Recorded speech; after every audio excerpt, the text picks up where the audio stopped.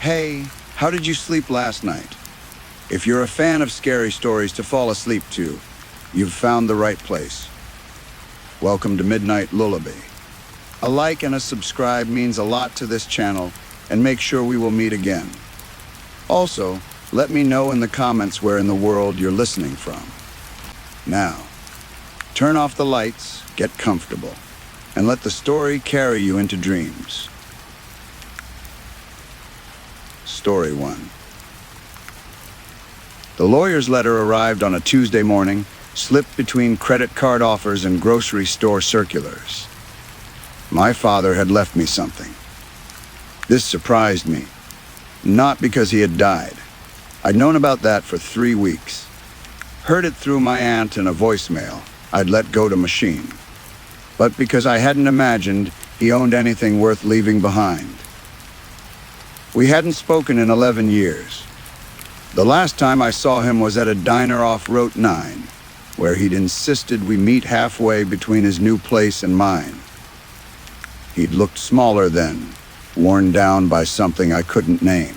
We'd talked about nothing important. The weather, my job. The coffee was terrible, and we both knew we wouldn't do this again. Now he was gone, and apparently he'd built something. The property was 3 hours north, deep in the Adirondacks, accessible only by a logging road that turned to mud and ruts after the first mile. The lawyer had given me coordinates, not an address. He'd seemed uncomfortable during our brief phone call, kept clearing his throat, asked twice if I was sure I wanted to make the trip myself. I drove up on a Saturday in late October. The trees were bare, skeletal fingers reaching toward a white sky that promised snow. The logging road wound through dense forest. Past abandoned hunting camps and rusted equipment half, swallowed by moss and time. I almost missed the turnoff, a gap in the trees marked only by 2 stones painted white. The lodge sat in a clearing that felt deliberately hidden, surrounded by pines so thick they blocked out most of the afternoon light. It was larger than I'd expected, built from rough, hewn logs that looked hand-cut, with a steep roof and narrow windows that reminded me of watching eyes. Smoke stains above the chimney suggested the fireplace had been used recently, though my father had been dead for weeks. I sat in the car for a long time, engine ticking as it cooled, watching the lodge for signs of what? I wasn't sure. Movement, maybe. Some indication that this place held answers to questions I'd spent years trying not to ask. The door was unlocked. Inside, the air was cold and stale, carrying the faint scent of wood smoke and something else. Something organic and slightly sweet, like fruit left too long in the sun. The main room was sparse. A wood stove, a table, 2 chairs, a cot against the far wall with blankets folded military, precise at its foot. But the walls. God, the walls. Every available surface was covered. Maps, dozens of them, topographic surveys of the surrounding forest marked with colored pins and hand-drawn circles. Photographs were tacked between the maps, Polaroids and printouts that showed the same stretch of forest from different angles, different seasons. Some were taken at night. Flash lit images of trees and shadows that seemed to show nothing at all. Yet my father had marked them with dates and times written in his careful block letters. I moved closer, studying the photographs. Many showed a figure in the distance, always slightly out of focus, as if caught mid-motion. A man, I thought, though it was hard to be certain. In some images he appeared to be running. In others, standing perfectly still, facing the camera from hundreds of yards away. The notes were worse than the photographs. They covered the table, filled spiral notebooks stacked 3 deep, loose pages tucked between maps like bookmarks. My father's handwriting, which I remembered as neat and controlled, had deteriorated into something desperate, lines slanting wildly across pages. Words occasionally trailing off, mid-sentence as if he'd been interrupted or had lost his train of thought entirely. I picked up the nearest notebook and began to read. August 3rd. Saw him again at the North Creek early morning. Same behavior. Stood in the water for 40 minutes without moving. When I approached to within 50 yards, he turned and looked directly at me, then vanished into the tree line. Left no tracks in the mud. How is that possible? August 7th. 3 sightings today. He's getting bolder, or I'm getting better at predicting his patterns. Found remains of a deer near the old beaver dam, partially consumed. Bones arranged in a circle, 12 feet in diameter. Not natural, not random. August 15th. Haven't seen him in 8 days. Worried I've scared him off. Checked all the usual places. Nothing. Maybe I was wrong about everything. Maybe I'm losing my mind out here. August 16th. He was at the lodge. I woke at 3 a.m. to find him standing in the clearing, 20 feet from the window, naked. His hair catches the moonlight, so red it almost glows. We stared at each other for 10 minutes before he turned and walked back into the forest. Didn't run, just walk. Like he had all the time in the world. Like he wanted me to watch him go. I set the notebook down, my hands trembling slightly. The dates were from 15 years ago. The summer after my parents' divorce. The summer my father had moved away from us without much explanation. My mother had said he needed space, needed time to figure things out. I'd been 13 and hadn't understood, had spent years being angry about it. Now, standing in this hidden lodge, surrounded by evidence of his obsession, I understood even less. I spent the next 2 hours going through his notes, trying to piece together the narrative. My father called him the red-haired man, or sometimes just RH, had first appeared in the spring 15 years ago. My father had been hiking, scouting locations for this very lodge when he'd encountered him near a stream. At first, he'd thought the man was injured or lost, someone who needed help. But as he'd approached, the man had done something my father described as unnatural. Dropped to all fours and bounded away through the underbrush with a speed and grace that shouldn't have been possible for a human being. That first encounter had haunted my father. He'd come back looking for the man, had started camping in the area, then building this lodge. The sightings had become more frequent, and with each one, my father's notes grew more detailed and more disturbed. He documented the man's habits, nocturnal mostly, but occasionally active during dawn and dusk. He seemed to follow game trails, appeared to be living off the land entirely. He never wore clothes, even in winter, though my father had spotted him during a December snowstorm. Apparently unbothered by temperatures well below freezing. But it was the behavior my father found most disturbing. The way the man would sometimes stand motionless for hours, watching the lodge from the tree line. The way he'd arrange objects, stones, bones, branches, in patterns my father tried and failed to decode. The way he seemed to be, in my father's words, testing the boundaries of something. But I can't figure out what. The most recent notebook was dated just 3 months ago, weeks before my father's death. The entries had become shorter, more fragmented. Can't sleep. He was at the window again last night. Pressed his face against the glass, his eyes in the flashlight beam. Not right. Something not right about the eyes. Following me now when I go to town. Saw him twice on the drive down, standing by the road. How is he keeping up with the truck? Need to leave. Should have left years ago. But if I leave, what happens? What if he follows me back? What if he finds? The entry ended there, the sentence unfinished. The next page was blank. The rest of the notebook was empty. I set it down and looked around the lodge with new eyes, suddenly hyper-aware that I was alone here. In this place my father had built to watch something that shouldn't exist. The narrow windows no longer reminded me of eyes watching. They were my father's sight lines, positioned deliberately to observe the surrounding forest. Darkness was falling fast. I'd planned to drive back before nightfall, but I'd lost track of time reading. Now the forest beyond the windows was turning black, and the thought of navigating that muddy logging road in the dark seemed worse than spending one night here. I built a fire in the wood stove.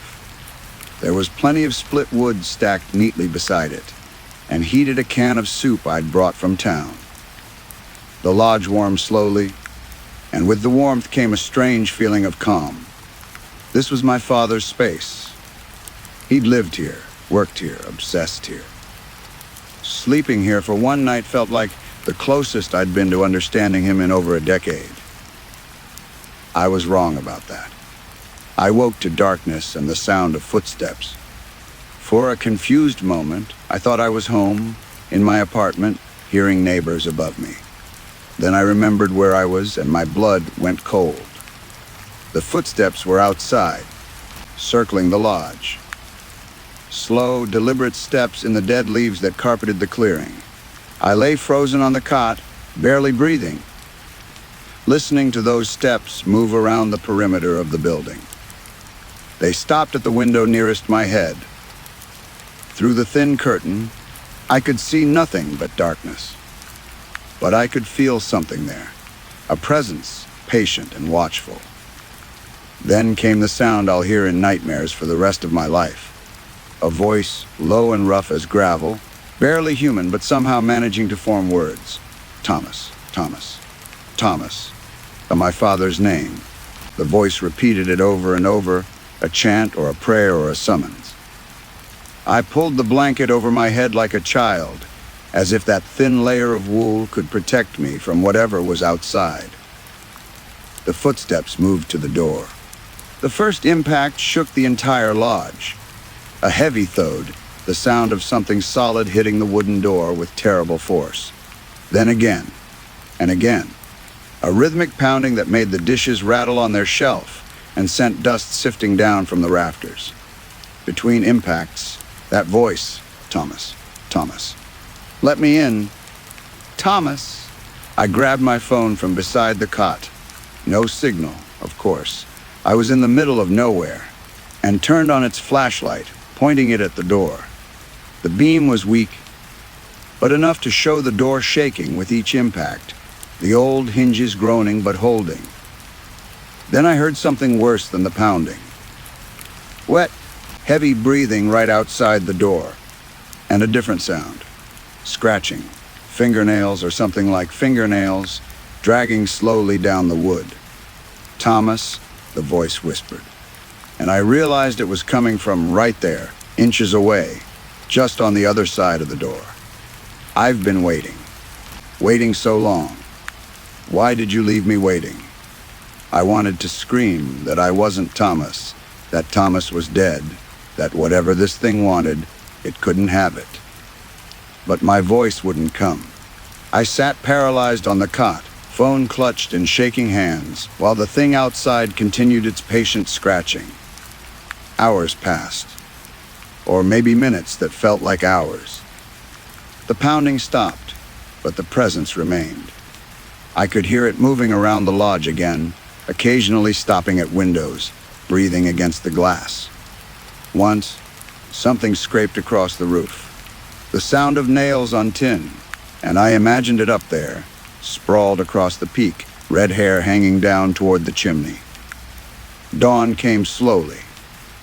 Gray light seeping through the curtains like dirty water. The sounds outside had stopped. I waited until full daylight before I dared to move, then crept to the window and pulled back the curtain.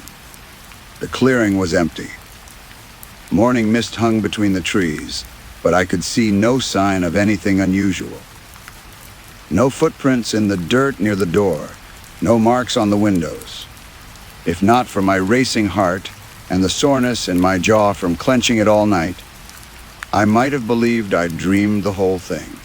But then I saw what was on the ground in front of the door. Stones, arranged in a circle, 12 feet in diameter. The same pattern my father had described finding near the old beaver dam. I didn't wait to examine them closely. I grabbed my keys, my bag, left everything else. My father's notebooks, the maps, all of it, and ran for my car. The engine caught on the third try, and I reversed out of the clearing so fast I nearly hit a tree, then gunned it down the logging road. Not caring about the ruts or the mud or anything except getting away from that place. I made it to the main highway before I had to pull over, hands shaking too badly to drive. I sat there for 20 minutes, taking deep breaths, trying to convince myself that what I'd experienced had some rational explanation. Someone was messing with me, or I'd had a vivid nightmare, or the stress of my father's death had triggered some kind of episode. But I knew the truth. I knew what I'd heard, and I knew somehow that my father had heard it too, night after night, year after year, until it had consumed him entirely. I stopped at a gas station another hour down the road, in a town small enough to have just one main street, and a sheriff's station that looked like it hadn't been updated since the 1970s. The ranger on duty, a weathered man in his 60s named Bill, listened to my story with an expression that shifted from polite interest to something else. Something guarded. "You're Thomas Morrison's kid," he said when I finished. It wasn't a question. "You knew him." Bill nodded slowly. Everyone up here knew him, or knew of him anyway. He'd come into town every couple weeks for supplies. Kept to himself mostly, but sometimes he'd talk about what he'd seen up there. "The red-haired man," I said. Bill's face closed down completely. "A lot of folks live rough in these woods. Hermits mostly. People who don't want to be found." This wasn't a hermit? Probably not. Bill poured himself coffee from a pot that looked like it had been sitting there all day. Didn't offer me any. "That thing's been around longer than your father. 15 years he tracked it, but there are stories going back further, way further. Some of the old-timers, their grandparents used to talk about something in those woods, called it different names. Most commonly the Red Man. What is it? Don't know. Don't want to know." He took a sip of his coffee, grimaced. "But I'll tell you what I told your father. First time he came in here talking about it. Some things are better left alone. Some mysteries aren't meant to be solved. My father didn't leave it alone." "No," Bill said quietly. "He didn't. And look where that got him." I left the station with more questions than answers, but also with a strange sense of relief. I wasn't crazy. My father hadn't been crazy.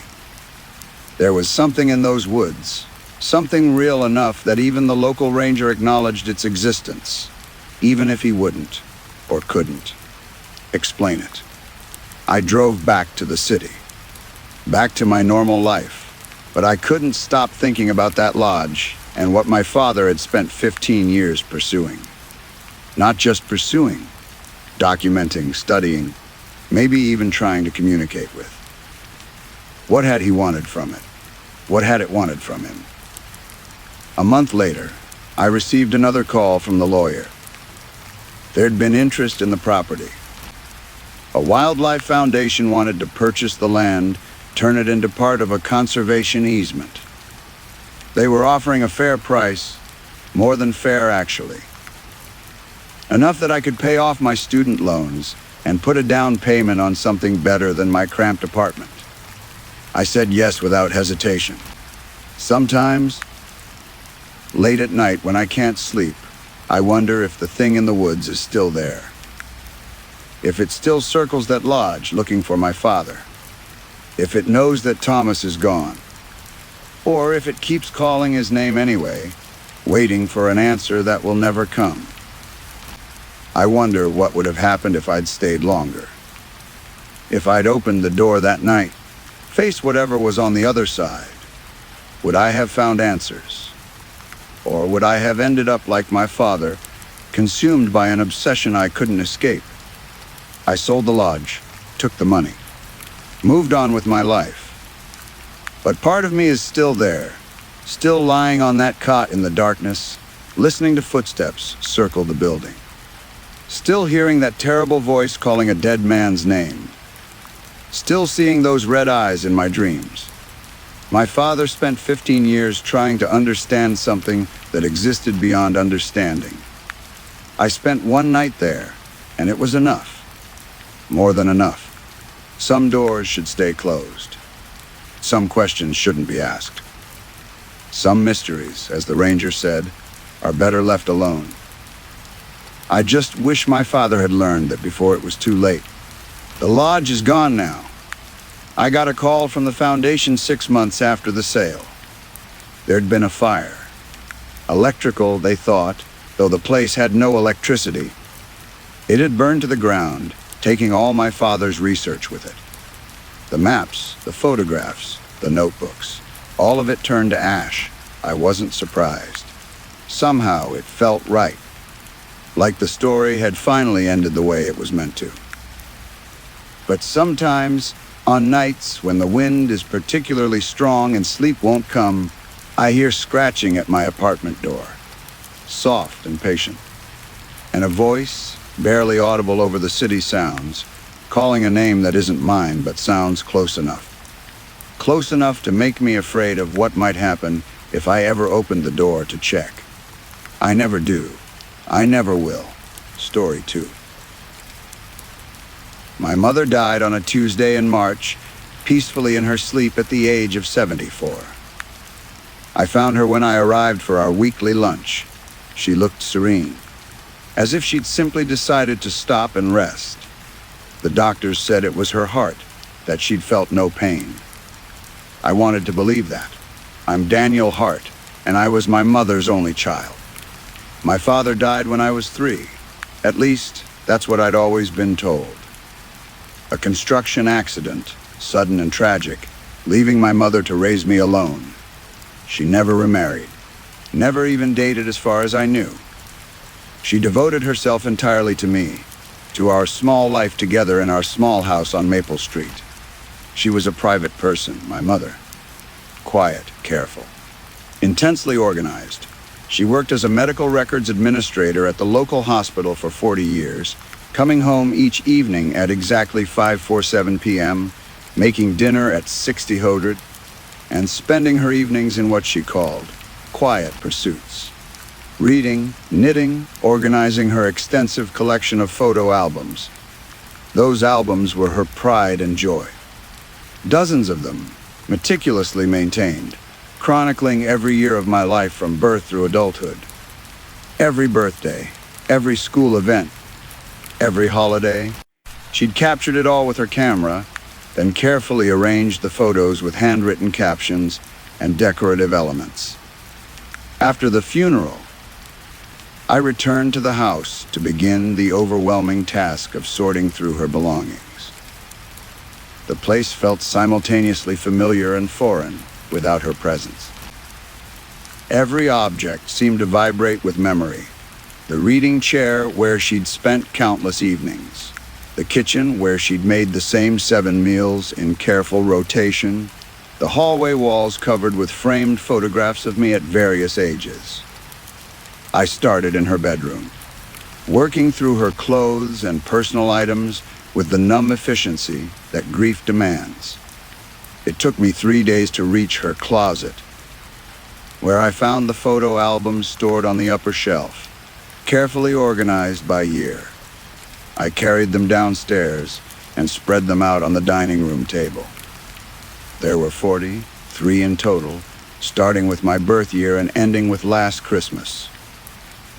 I decided to go through them chronologically, both as a way to remember her love and as a way to select photos for the memorial service. The first album began with my baby pictures. There I was, red-faced and wrinkled in the hospital, my mother's tired smile as she held me. Then home from the hospital, my first bath, My first smile. My mother had captioned everything in her neat handwriting. Daniel, 3 days old. Daniel's first laugh, 6 weeks. Daniel discovers his feet, 4 months. I turned the pages slowly, studying each photo with the strange double vision of memory and present observation. And then, on page 12, I noticed something odd. It was a photo of me in my crib, maybe 4 months old, reaching for a mobile of colorful birds. But in the background, visible through the doorway, was the edge of a figure. Just a partial shoulder and arm. Too blurry to make out details. Probably my mother, I thought, having set the camera on a timer to capture the moment. But something about it nagged at me. The arm seemed too broad, too masculine. I continued through the album. More baby pictures, toddler pictures, my first steps at 11 months. And in perhaps a third of them, always in the background, always slightly out of focus, was that figure.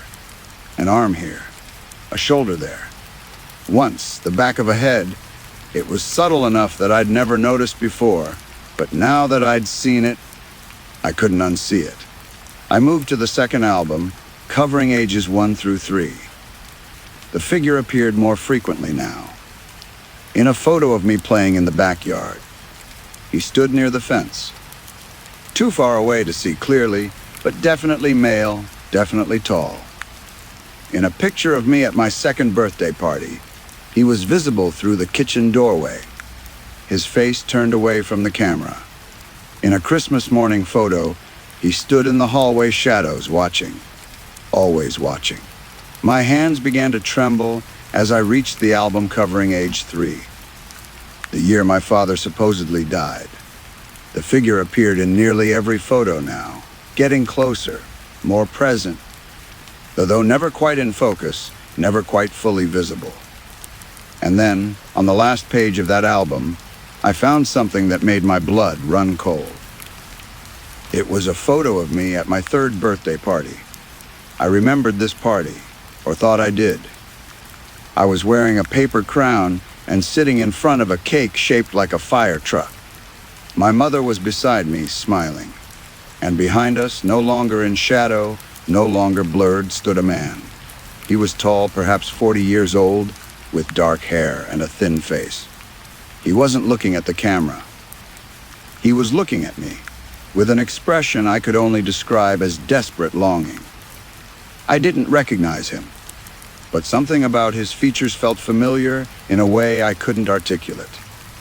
Something in the shape of his face, the set of his jaw.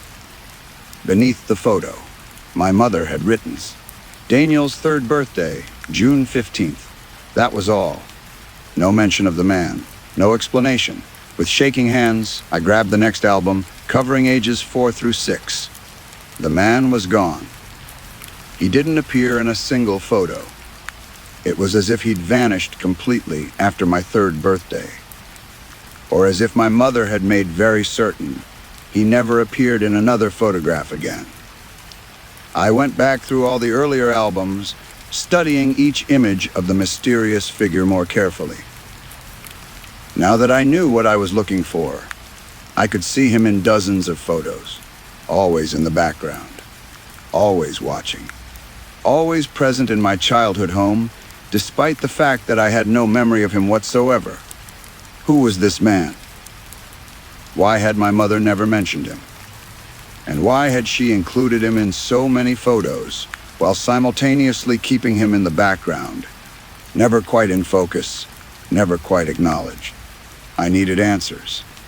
I started searching the house systematically, looking for anything that might explain what I'd discovered. In her desk, I found the usual papers, bills, tax returns, insurance policies. Nothing unusual. In her dresser, I found letters from old friends, greeting cards I'd sent her over the years, my elementary school report cards carefully preserved. Nothing about the man. I searched the attic, the garage, the basement. I was beginning to think I'd find nothing when I noticed something odd about the basement stairs. The riser on the 7th step was slightly misaligned, and leaving a gap too regular to be accidental wear.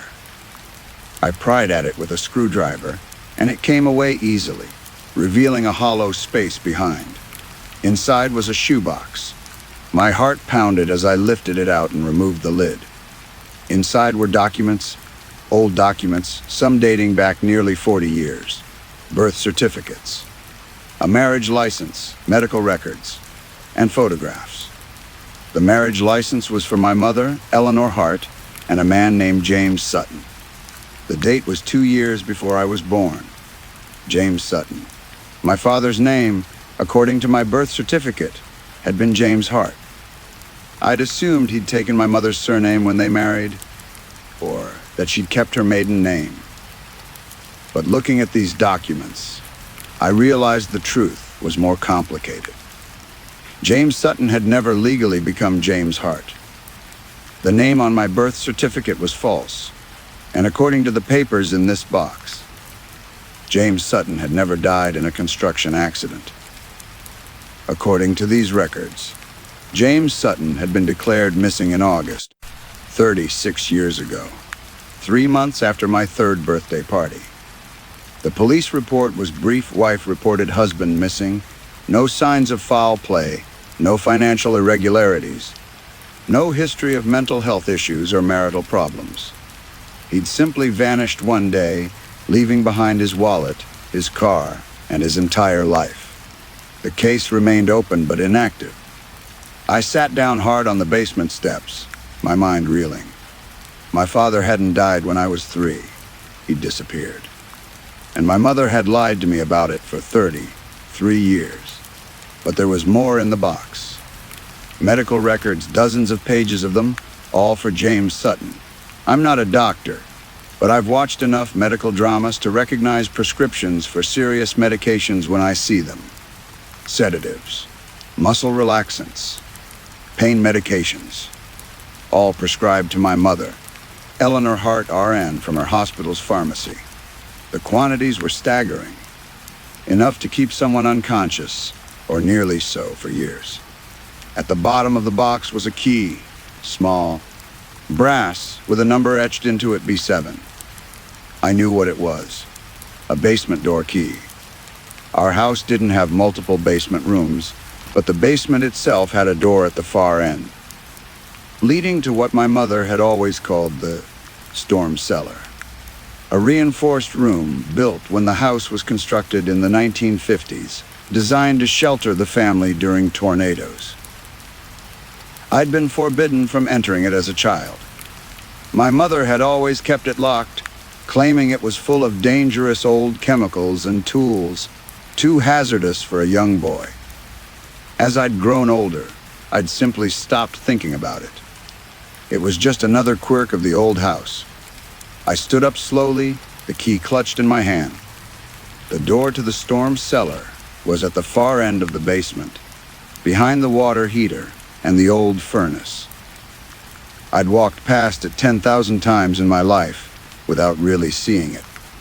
Now, as I approached it, I noticed things I'd never registered before. The door was heavy steel, much newer than the rest of the house. There were 3 locks, not just one. And there was something else. A small slot at the base of the door, like a mail slot, but positioned for pushing things inward. For delivering food, perhaps. Or medication. My hand was shaking so badly, I could barely fit the key into the first lock. It turned with a click that sounded impossibly loud in the quiet basement. The second lock. The third. I pulled the door open. The smell hit me first. Not decay, not death, but something worse. The smell of a life lived entirely in one small space. Unwashed bodies and unchanged sheets and absolute, suffocating stagnation. The room was dark. I fumbled for my phone, turned on the flashlight, and shone it inside. The storm cellar was perhaps 10 feet by 12 feet, with concrete walls and a low ceiling. Most of the space was taken up by a hospital bed, the kind that can be adjusted electrically, with rails on the sides. Medical equipment surrounded it, IV stands, A portable toilet, storage bins labeled with dates and contents. And in the bed, covered with blankets, was a figure. I couldn't move, couldn't breathe, couldn't process what I was seeing. The figure stirred slightly, responding to the light or the rush of fresh air. A hand emerged from beneath the blankets, thin, pale, with long, untrimmed nails. Then a face turned toward the doorway, and I found myself looking into eyes that were my own. The same shape, the same color, the same slightly asymmetrical set. The man from the photographs. My father, he was alive. His lips moved, forming words that came out as barely a whisper. I made a sound, not quite a scream, not quite a sob. It took me 3 attempts to speak. Dad. His eyes filled with tears. You're so tall now, so grown up. His voice was hoarse from Dessou's, trembling with emotion. I've thought about you every day. Every single day. I stepped into the room, my legs moving without my conscious control. What? How? I don't understand. Your mother, he whispered. She couldn't let me go. I tried to leave, you see. I'd fallen out of love with her. No grand betrayal, no affair, just the slow death of feeling that sometimes happens in marriages. I told her I wanted a divorce, that I'd split everything fairly, that I'd stay involved in your life. He paused, breathing heavily from the effort of speaking. She was so calm about it. Said she understood. Made me dinner that night, my favorite meal. And the next thing I knew, I woke up here. His eyes moved around the room with the resigned familiarity of someone who'd spent decades in the same prison. She drugged me, brought me down here while I was unconscious, set up all this equipment. She was a nurse. She knew exactly what she needed. But why? I asked, even though part of me was beginning to understand. Why not just let you go? Because she loved me, he said simply. Or what she thought was love. She couldn't bear the thought of me leaving, of me being with anyone else, of me living a life that didn't include her. So she made sure I couldn't leave. Made sure I'd always be here, always be hers. But the photos, I said, she kept putting you in photos. And for the first time, something like a bitter smile crossed his face. That was the worst part. She'd bring me upstairs when you weren't home or when you were sleeping. She'd stage moments, birthdays, holidays, ordinary days. She'd pose me in the background, take the picture, then bring me back down here. She was creating the family she wanted, the family we'd have been if I'd stayed willingly. The albums were her fantasy. After my 3rd birthday, I fought back that day. Tried to run when she had me upstairs for the party. Managed to get to the front door before she caught me, tackled me. That was the last time she ever let me out of this room. Too risky. So she settled for having the memories. The photos where we were all together, where I was still part of the family, even if only in the background. I sank to my knees beside the bed, my mind unable to fully grasp the horror of what I was hearing. 26 years, I whispered. You've been down here for 26 years. I stopped counting after the first 10. He lifted his hand slowly, with obvious effort, and reached toward me. But I knew about you. She'd tell me everything. What you were doing, who you were becoming. She'd bring down your report cards, your artwork from school.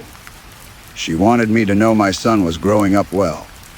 That's what she'd say. James, Daniel got an A in math, or James, Daniel made the basketball team, as if we were a normal family. His hand touched my face, and I realized I was crying. She kept me alive, he continued. Fed me, medicated me, monitored my health. She was a good nurse. She made sure I wouldn't die. But she also made sure I couldn't escape.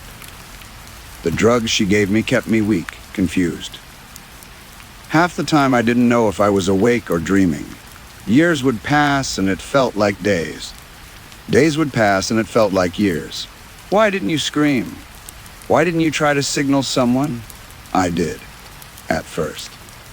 But the room is soundproof. It was built to withstand tornadoes, remember? And she was always so careful. Never had repairmen come to the house. Never had friends over. Kept her life small and controlled. The only person who regularly came here was you, and she made very sure you never had any reason to come to the basement when I was making noise. I looked around the room again, seeing it now with horrified clarity. The bucket for waste. The medical supplies organized by type. The charts on the wall tracking medication doses and schedules.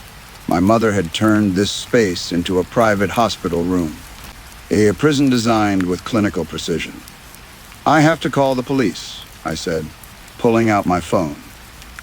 I have to get you out of here. Get you help, Daniel. His hand gripped mine with surprising strength. Your mother. Is she you? She died a week ago. Heart failure. Something complex passed across his face. Grief, relief, anger, sorrow all mixed together. Then she's gone. Finally gone. I'm sorry, I said, though I wasn't sure what I was apologizing for. For her death. For not finding him sooner. For being the reason she'd committed this atrocity. Don't be. His eyes closed. I loved her once, you know. Really loved her. But that woman died a long time ago. What she became, what she did to me, that wasn't love. That was possession. Ownership. The police came within 15 minutes of my call. Then the paramedics. Then the detectives and the crime scene investigators and eventually the media, though I refused to speak to them. They took my father to the hospital. The doctor said he was surprisingly healthy considering his ordeal. My mother had taken excellent care of his physical needs, even as she destroyed his psychological ones. 26 years of captivity, of being kept in a drugged, weakened state, of being denied sunlight and freedom and human contact. The physical therapy alone would take years, but he was alive. Against all odds, all logic, all reasonable expectation. He was alive. The house became a crime scene. Investigators documented everything, photographed everything, took everything into evidence. The photo albums, the hidden documents, the storm cellar with its hospital bed and medical supplies. They found journals in my mother's bedroom, detailed records of her care routines, her medication schedules, her thoughts and feelings over the years. In one entry, dated 5 years ago, she'd written, "James asked about Daniel again today. He always asks." I told him Daniel is happy, successful, living his own life. I didn't tell him that Daniel doesn't remember him at all. Some mercies are kinder than truth. Reading those journals, I saw my mother in a new light, not as the loving, devoted parent I'd always known, but as someone deeply, tragically broken. Someone who'd loved so fiercely and possessively that she'd destroyed the very thing she claimed to love. I visited my father every day in the hospital. We talked. Carefully at first, then more easily as we both adjusted to the impossible situation we found ourselves in. He told me about the man he'd been before his imprisonment. An architect who loved hiking, who played guitar, who'd wanted to teach me to ride a bike. He told me about the years in the basement, the moments of despair and the moments of strange peace. He told me about the day he'd finally accepted that he might never leave that room, and how he'd survived by imagining my life, creating stories about the man I was becoming. And I told him about my life, the real version, not the sanitized version my mother had fed him. My struggles and failures, my triumphs and disappointments. The ordinary, complicated reality of being human. I used to think about this moment, he said one afternoon, sunlight streaming through his hospital window. Meeting you as an adult, talking to you. But I imagined it would be me teaching you about life, giving you fatherly wisdom." He smiled sadly. "Instead, you're the one who saved me. You're the one who's strong." "I learned that from Mom," I said, then immediately regretted it. But he just nodded. She was strong. Terrifyingly so. She just used that strength in the worst possible way. The legal aftermath was complicated. Technically, my mother couldn't be prosecuted. She was dead. But there were insurance issues, estate issues, questions about what should happen to the house. In the end, I sold it. I couldn't imagine living there. Couldn't imagine anyone living there, knowing what had happened in that basement. My father moved into a small apartment after 3 months in the hospital and a rehabilitation facility. He's learning to live in a world that's changed dramatically since he last walked freely in it. Smartphones and social media and a dozen other technologies that didn't exist in his previous life. He's seeing therapists, building strength, slowly reclaiming his autonomy. We have dinner together once a week. It's awkward sometimes. We're essentially strangers, bonded by biology and trauma, but not by shared experience. But we're trying, building a relationship from nothing, at ages 40 and 66. Sometimes I catch him staring at me with that same expression from the photographs. Desperate longing mixed with wonder. He's told me I look like him. That my mannerisms remind him of his younger self. I don't know how to feel about that. I spent 33 years believing I was my mother's son alone, shaped entirely by her influence. Now I see traces of this man I never knew. In my hands, my voice, the way I think through problems. The photo albums are in a storage unit. I couldn't keep them, but I couldn't destroy them either. They're evidence of a crime, yes, but they're also the only record of my childhood. Eventually, I'll have to decide what to do with them. Go through and remove my father's image from every photo. Keep them as they are. Burn them all and start over. I don't have answers yet. What I do know is this love can be a prison. Devotion can be a weapon. And sometimes the people who claim to want what's best for us are really just trying to keep us in a box they've created, a role they've assigned, a story they've written where we're just background characters in their narrative. My mother loved me. I believe that. But she loved my father too, and look what her love did to him. I'm 40 years old, and I'm still trying to understand what love should look like when it's healthy, when it's real, when it's not a cage disguised as care. I visit the house sometimes, or rather, I drive by the lot where it used to stand. The new owners demolished it and are building something modern, open, full of light. I'm glad. That house held too many secrets, too many years of suffering hidden behind ordinary walls. But sometimes, late at night, I look at the one photo I kept, the picture of my 3rd birthday party, with my father standing behind us. And I imagine what might have been if he'd been allowed to leave. If my mother had let him go, would we have had a relationship? Would he have been a weekend dad, taking me for ice cream and teaching me to play guitar? Would I have 2 parents instead of 1, imperfect but present in my life? I'll never know. That possibility died the day my mother put sedatives in his dinner and dragged him to the basement. What I do know is that I have him now. Not the father I might have had, but the father I found. Damaged, traumatized, but alive. We're both learning how to be free, how to exist outside the narratives my mother created for us. It's not the story I expected my life to have, but it's the one I've been given.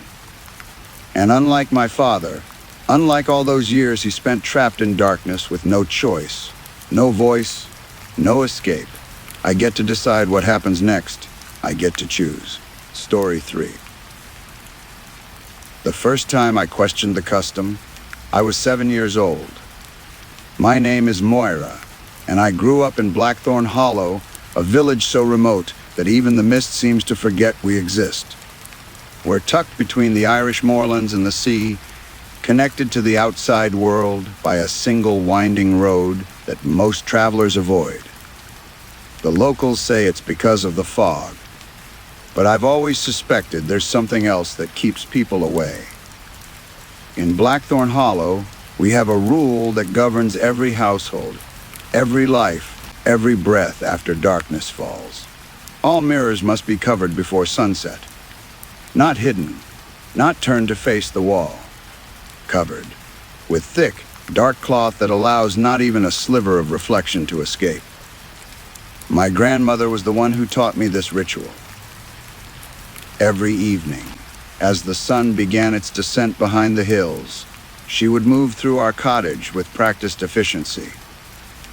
Draping black velvet over the mirror in the hallway, the small looking glass in the bathroom, even the polished silver picture frames that might catch a stray reflection.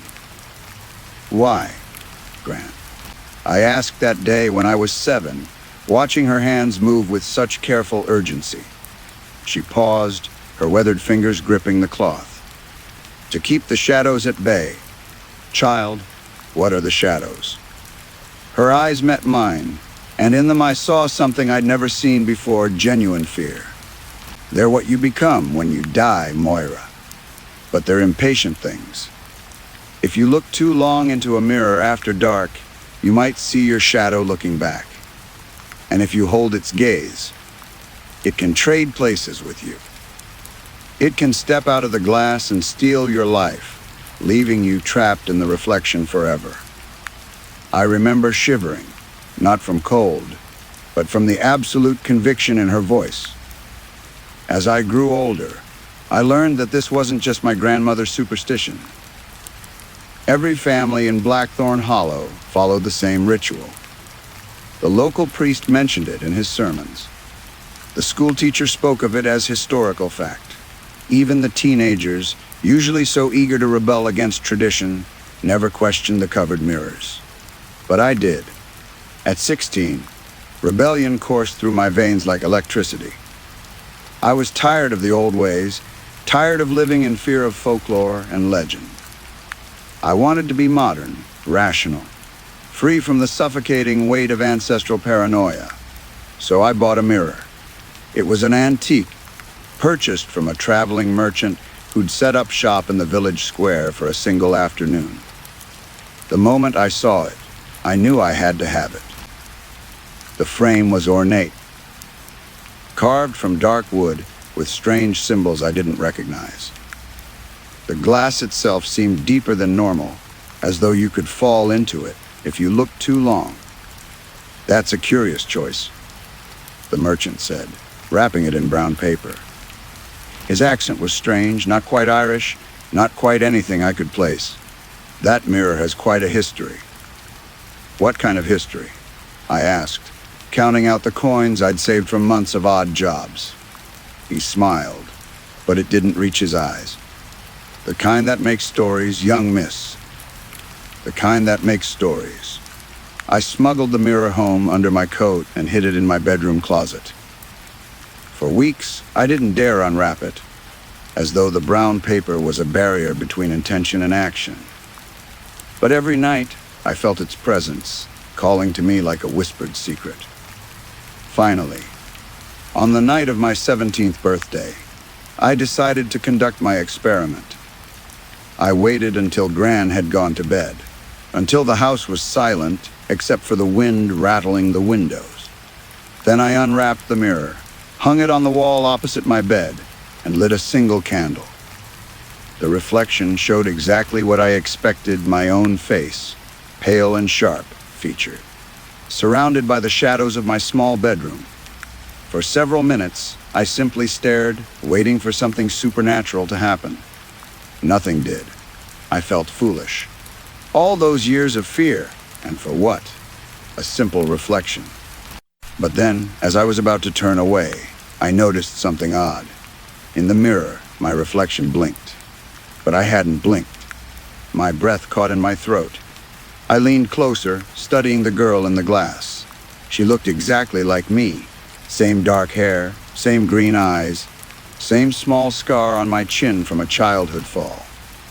But there was something different in her expression, something knowing. "Hello, Moira," she said.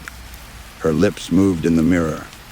But the voice came from everywhere and nowhere, like a sound that bypassed my ears and spoke directly to my mind. I stumbled backward, knocking over the candle. It guttered but didn't go out, casting wild shadows across the walls. "Don't be afraid," my reflection said, and she smiled, a sad, ancient smile that no 17-year-old should possess. "I've been waiting so long to speak with you." "This isn't real," I whispered. "You're not real. I'm more real than you know. More real, perhaps, than you." She pressed her hand against the glass from inside, and I saw something that made my blood run cold. Her hand had no reflection. The surface of the mirror showed her palm clearly, but the back of her hand, which should have been visible in the room, cast no shadow, created no distortion. She wasn't standing in my room, looking at a mirror. She was inside the mirror, looking out. "I need to tell you the truth," she continued, and her voice carried such urgency that I found myself stepping closer despite my terror. "The story you've been told, about the shadows, about the danger of mirrors after dark, it's backwards. It's all backwards." "What do you mean?" 300 years ago, this village made a choice. The people of Blackthorn Hollow were terrified of death, of aging, of losing their youth and vitality. So they found a way to cheat fate. They performed a ritual, a terrible, ancient ritual, that allowed them to transfer their mortality into the mirrors. They trapped their shadows, as they called them, in the glass. But the shadows weren't evil spirits or death omens. They were the natural, mortal parts of themselves. The parts that were meant to age, to die, to return to the earth. I shook my head, unable to process what she was saying. "That doesn't make sense. The people in this village do age. They do die, do they?" she asked softly. "Really, look at them, Moira. Your grandmother, how old is she?" 93, I said automatically. "And your great-grandmother, when did she die?" I paused. I don't know. Gran never talks about her, because she didn't die. None of them do. They just leave. When they've lived too long, when people start to notice that they haven't aged in decades, they move away. They change their names. They start over, and the cycle continues. "You're lying," I said, but my voice wavered. Because now that she'd said it, I realized I'd never attended a funeral in Blackthorn Hollow, never seen a grave being dug. The cemetery at the edge of town was ancient, with stones so weathered the names were illegible. No one had been buried there in my lifetime. The people walking around this village, the ones you call family, neighbors, friends, they're not the original souls, Moira. They're the shadows that escaped. 300 years ago, when the ritual was performed, the villagers thought they were trapping their mortality in the mirrors. But what they actually did was trap their humanity, their empathy, their connection to the natural world, and the things that walked out of the mirrors and took their places.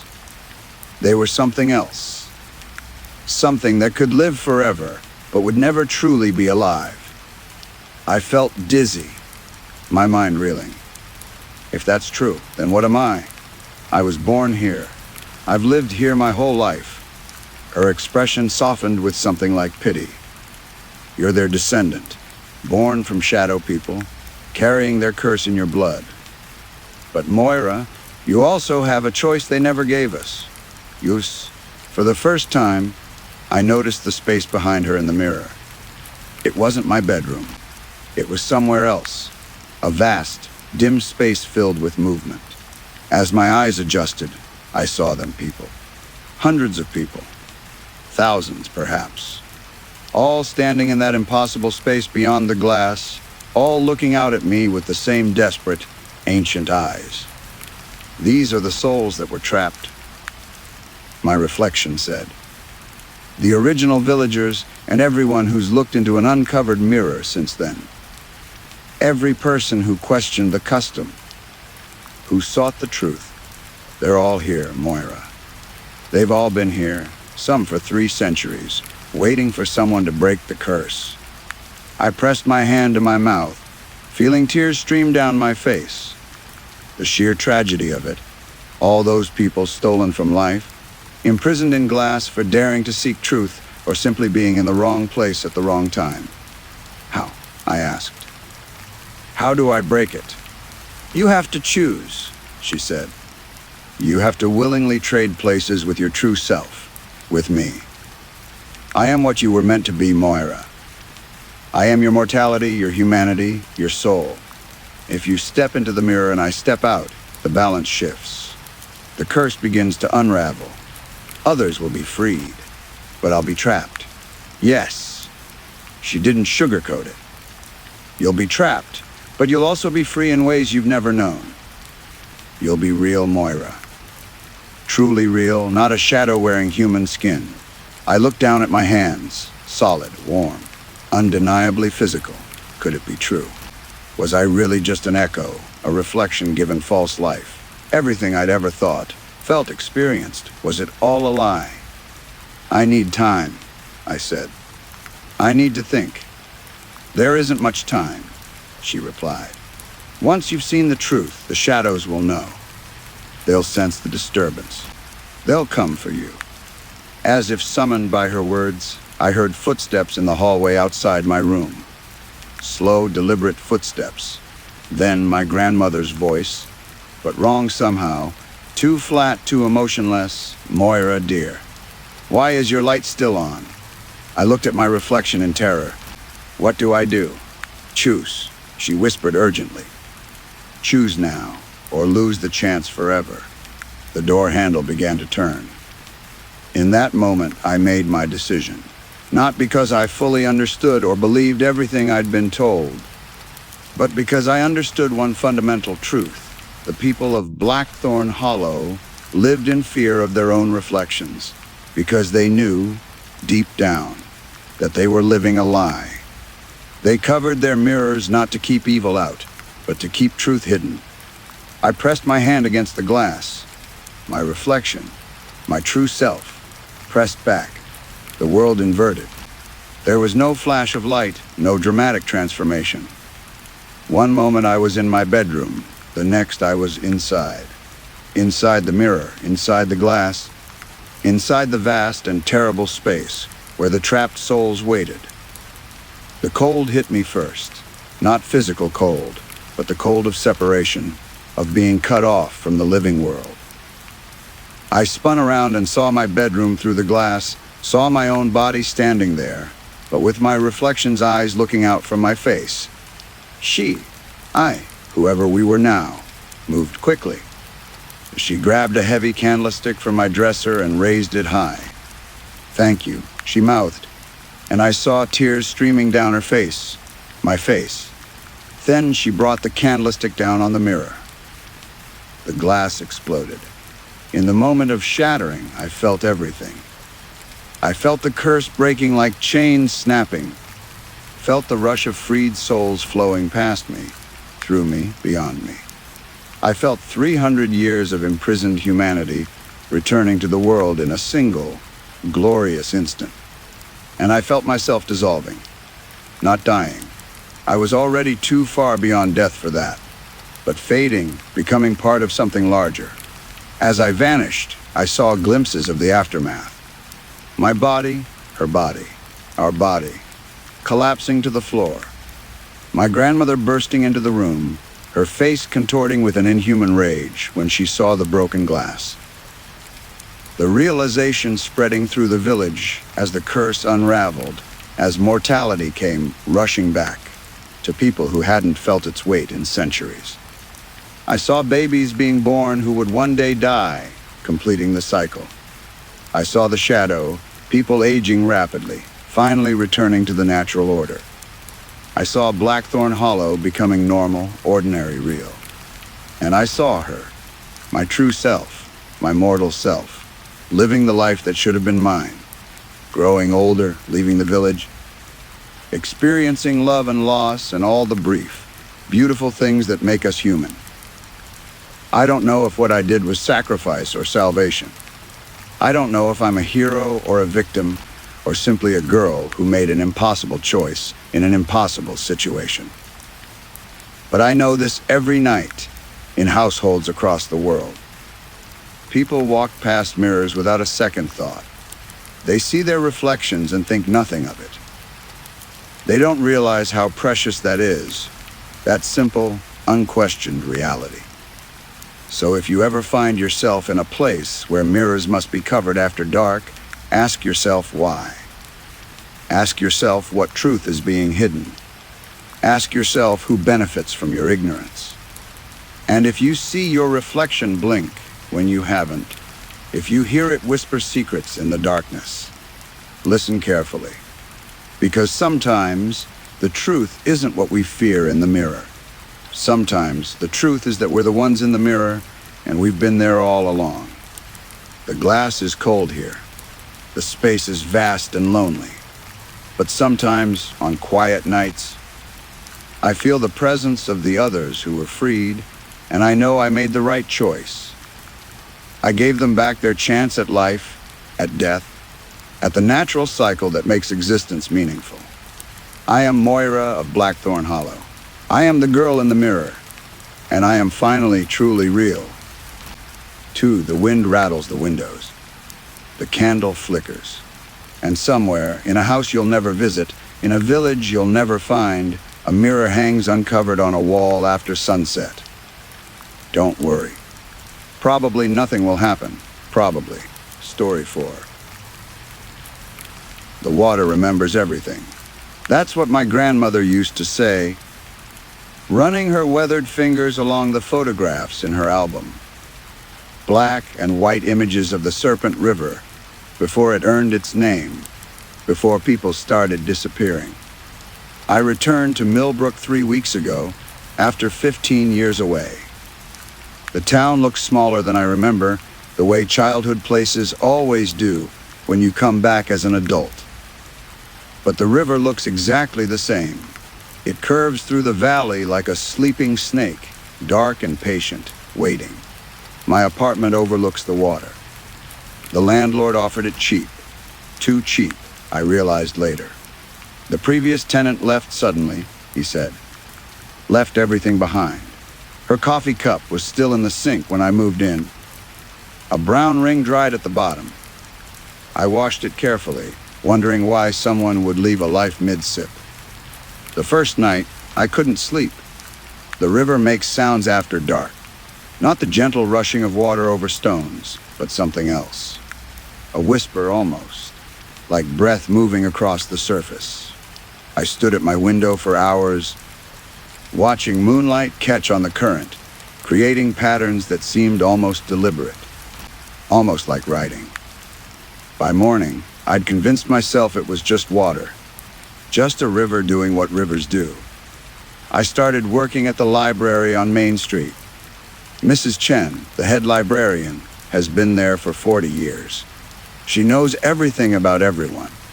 On my 3rd day, I asked her about the disappearances. She stopped shelving books. Her hands went still on the spine of a volume about local history. "You're living in the Riverside apartments," she said. It wasn't a question. "You can see it from your window."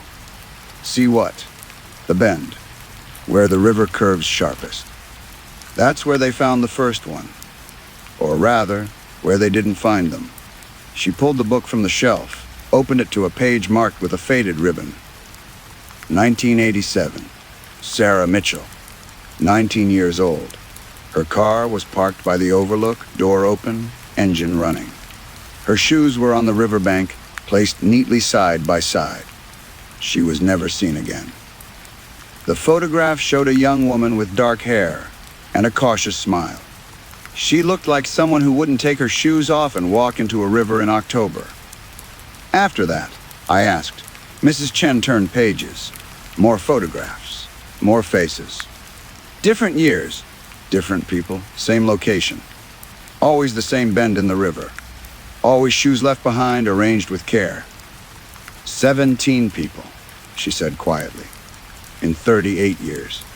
Never when anyone's watching. Always alone, always at night. What do people think happened? She closed the book. People think many things. That there's a serial killer. That it's a suicide spot. That the river is cursed. She looked at me directly. What do you think? I didn't answer. I was remembering the sounds from the night before. The way the moonlight moved on the water, like something writing messages I couldn't read. That evening, I went to the bend. The path down from the overlook is worn smooth by years of footsteps. Police, families, curious locals like me. The riverbank is rocky here, black stones slick with algae. The water moves fast, churning white foam where it hits the curve. I stood where Sarah Mitchell stood, where 16 others stood after her. The last rays of sunset turned the water copper, then bronze, then the color of old blood. Something brushed against my ankle. I looked down. The water was inches from my feet, though I was sure I'd stopped 3 feet from the edge. The river had reached toward me, a thin tendril of current extending up the bank, wetting the toes of my shoes. I stepped back. The water retreated. When I looked across the river, I saw something that made my breath catch. There were faces in the water. Not reflections, these were beneath the surface, pressed against the current as if against glass. Pale and distorted, eyes wide, mouths open in silent screams or songs, I couldn't tell which. I blinked. They were gone. Just water, just rocks, just the normal things a river should contain. I ran back to my car and didn't stop shaking until I was home with every light on. The nightmares started that night. In them, I was standing in the river, water up to my chest, cold seeping into my bones. The current pulled at me gently, insistently, the way a mother might tug a reluctant child forward. Come deeper, it seemed to say. Come see what we've been trying to show you. I woke gasping, my pillow soaked with sweat or water. I couldn't tell. The next day, I went back to the library. Mrs. Chen wasn't surprised to see me. You went there, she said. To the bend. How did you know? You have the look. Everyone who goes there gets it. Like you've seen something you can't unsee. She gestured to her office. Come, there's something I want to show you. In her cluttered office, she pulled out a cardboard box from beneath her desk. Inside were notebooks, dozens of them, different handwriting, different years. People who live by the river keep journals, she explained. Some of them donate these before they move away, before they can't stand it anymore. She handed me one. Read. The journal belonged to a man named David Torres. He'd lived in my apartment building, 2 floors above where I live now. His entries started normal. Weather observations, work complaints, grocery lists. Then they changed. March 15th, the river is calling tonight. I can hear it saying my name. It knows me. It's always known me. March 18th, I see them now. The ones who answered. They're not dead. They're waiting, learning, becoming something else. March 22nd, the water wants to show me something. Something about who I really am. I'm afraid of what I might discover. The journal ended there. David Torres disappeared on March 24th. His shoes were found on the bank, laces tied. They all write the same things. Mrs. Chen said. The calling, the faces in the water, the feeling that the river knows them. She paused. You're hearing it, aren't you? At night. I nodded slowly. It's not a curse, she said. Or if it is, it's an old one. Older than the town. The native peoples who lived here before us, they called this place the mouth of knowing. They said the river holds memories. Everyone who's ever touched its water, everyone who's ever tasted it, everyone who's died in it, The river remembers them all. What does it want? My voice sounded small. To share what it knows. To show people truths they've been avoiding. About themselves. About their lives. She looked at me seriously. The people who disappeared, they weren't killed. They weren't taken. They walked in willingly because the river showed them something about themselves they couldn't face any other way. I thought about Sarah Mitchell, carefully placing her shoes on the bank before walking into October water. What had she seen? What truth had been worth drowning for? That night, I stood at my window again. The river gleamed like mercury in the moonlight, and I could see them clearly now. The 17 faces pressed against the current, staring up at my window. Staring at me. They didn't look frightened anymore. They looked peaceful, knowing, complete in a way I'd never been in my entire life. The whisper of the water rose to my window, though physics said that was impossible. But I heard it anyway. It was speaking my name. My real name. The one I'd never told anyone. The one I'd barely admitted to myself. Come, it said. Come and remember what you've forgotten. Come and see who you really are beneath all the lies you've been telling. I found myself unlocking my door, walking down the stairs, crossing the parking lot. The cool night air on my skin felt like water, like I was already submerged. The path to the bend was silver in the moonlight. My feet knew the way. At the river's edge, I stopped. The water was black glass, reflecting stars that seemed closer than they should be. The 17 faces surfaced slowly, looking up at me with recognition, with welcome. I bent down and untied my shoes, placed them carefully side by side, the way all the others had done. The stones were cold beneath my bare feet.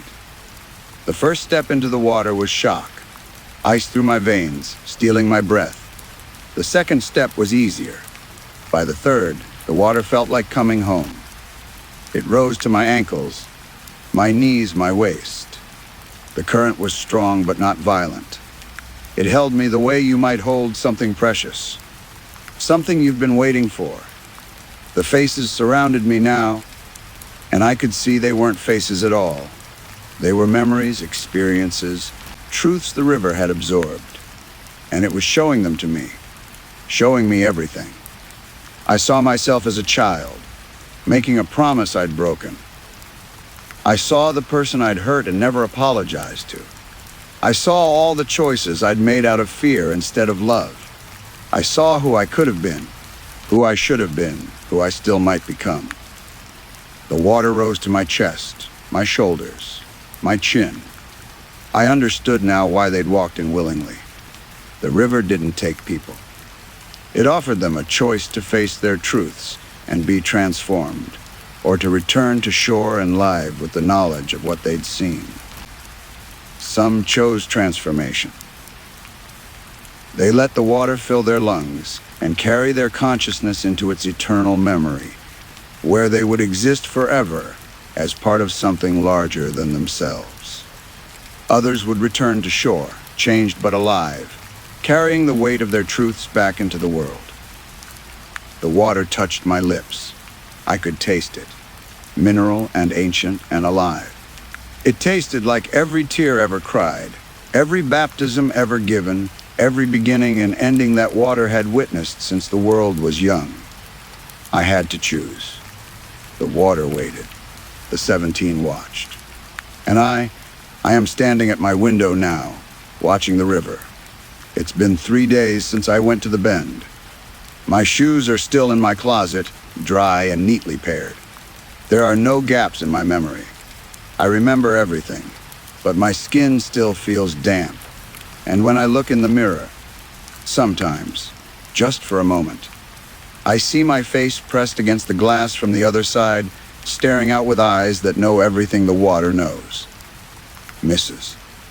Chen asked me yesterday if I'm planning to stay in Millbrook. I told her I haven't decided yet, but that's not quite true. The truth is, I'm already staying. Part of me never left the river. Part of me is still there, suspended in that moment of choice, forever deciding, forever transforming. And at night, when the moon is bright and the water whispers my name, I whisper back, because the river remembers everything. And now, so do I, Story 5. The lock broke on a Tuesday, which felt appropriate somehow. Tuesdays are the day when nothing should go wrong, but everything does. The forgotten day, the unremarkable day, the day when ordinary disasters happen. I discovered it when I came home from work. My apartment door stood open, just a crack, maybe an inch or two. Not enough to notice from the elevator, but obvious once I reached my door. That thin line of darkness between the frame and the door, letting the hallway light spill into my dark apartment like an unwelcome invitation. I pushed it wider, calling out, "Hello," even though I knew no one was inside. The apartment felt empty. My laptop was still on the kitchen counter. My grandmother's jewelry box sat undisturbed on my dresser. Nothing had been taken. Nothing had been moved. But the door wouldn't latch. I closed it firmly, heard the click of the bolt sliding home, tested the handle, secure. I went to make dinner, and when I walked back through the living room 20 minutes later, the door was open again. Just a crack. Just that same inch or two. I closed it again. This time I watched it for 5 minutes straight, standing in my entryway like a fool, staring at a door. It stayed closed. I turned away to check my phone, glanced back, and there it was, open again. That sliver of hallway light, that feeling of exposure. I called the super. Marcus has managed this building for 15 years. He's seen everything, fixed everything, knows how everything works. He arrived with his toolbox, examined the door, the frame, the lock mechanism. "Ha," he said, which is never what you want to hear from a repairman. "What is it?" "Nothing's broken. Lock's fine. Frame's solid. No reason it shouldn't stay closed." He closed the door, tested it. It held. "See? Working perfectly." He left. The door stayed closed for exactly 12 minutes. I timed it. Then, while I was in the bathroom, it opened again. I tried everything. I pushed furniture against it. A chair wedged under the handle. The door stayed closed, but when I removed the chair the next morning, it swung open immediately, as if it had been straining against the obstruction all night. I bought a new lock. The locksmith installed it, tested it, declared it perfect. It held for 3 hours. I got a chain lock, a deadbolt, a door bar. None of them worked for more than a day. The door would always open again, just that crack, just enough to suggest something could slip through if it were thin enough. My neighbor across the hall, Mrs. Kowalski, noticed on day 6. "Your door's open again, dear," she said, poking her head out of her apartment as I arrived home from work. "I know. The lock's broken. Broken," she frowned. "Have you told Marcus?" "Several times. He says nothing's wrong with it." She gave me a strange look then, something between pity and recognition. "Which apartment are you in again?" 7C. Her face went pale. Oh dear. What?" "Nothing." "Never mind. I'm sure Marcus will fix it soon." She retreated into her apartment quickly, her door closing with a solid, definite click that made me want to cry. I did cry, actually, that night. Sitting on my couch, staring at the door that refused to stay closed, I cried from frustration and exhaustion. I hadn't slept well in days. Every sound from the hallway made me jump. Every shadow that passed by that crack felt like something, peering in. The rational part of my brain said this was absurd. It was just a door, just a mechanical failure. There was a logical explanation, even if Marcus couldn't find it. But the older part of my brain, the part that evolved to fear open spaces in the dark, screamed that something was wrong. That open door was vulnerability, exposure. An invitation to everything that hunts in the spaces between safe and unsafe. I started staying up later, too afraid to sleep with the door open. I'd doze on the couch, jerking awake at every sound. Footsteps in the hall, the elevator dinging, the building settling, normal sounds that felt threatening now. Because they could come from out there or in here, and I couldn't tell the difference anymore. On day 9, I woke at 3 a.m. to find something had changed. The door was still open its usual crack, but now there were wet footprints leading from the door to the middle of my living room, where they stopped. Just stopped, as if whatever made them had evaporated or ascended or simply ceased to be. The prints were too large to be mine, too wide, and they were facing the wrong direction, pointing toward the door, not away from it. As if something had entered, stood in my living room while I slept, then walked backward out of my apartment, step by careful step, returning to the hallway. I didn't call the police. What would I say? That something might have come in. Except nothing was missing, nothing was disturbed. I had no proof except footprints that would dry and disappear. I called in sick to work. Spent the day researching the building's history online. The building was old, 1920s construction, renovated several times. Nothing remarkable. No famous deaths.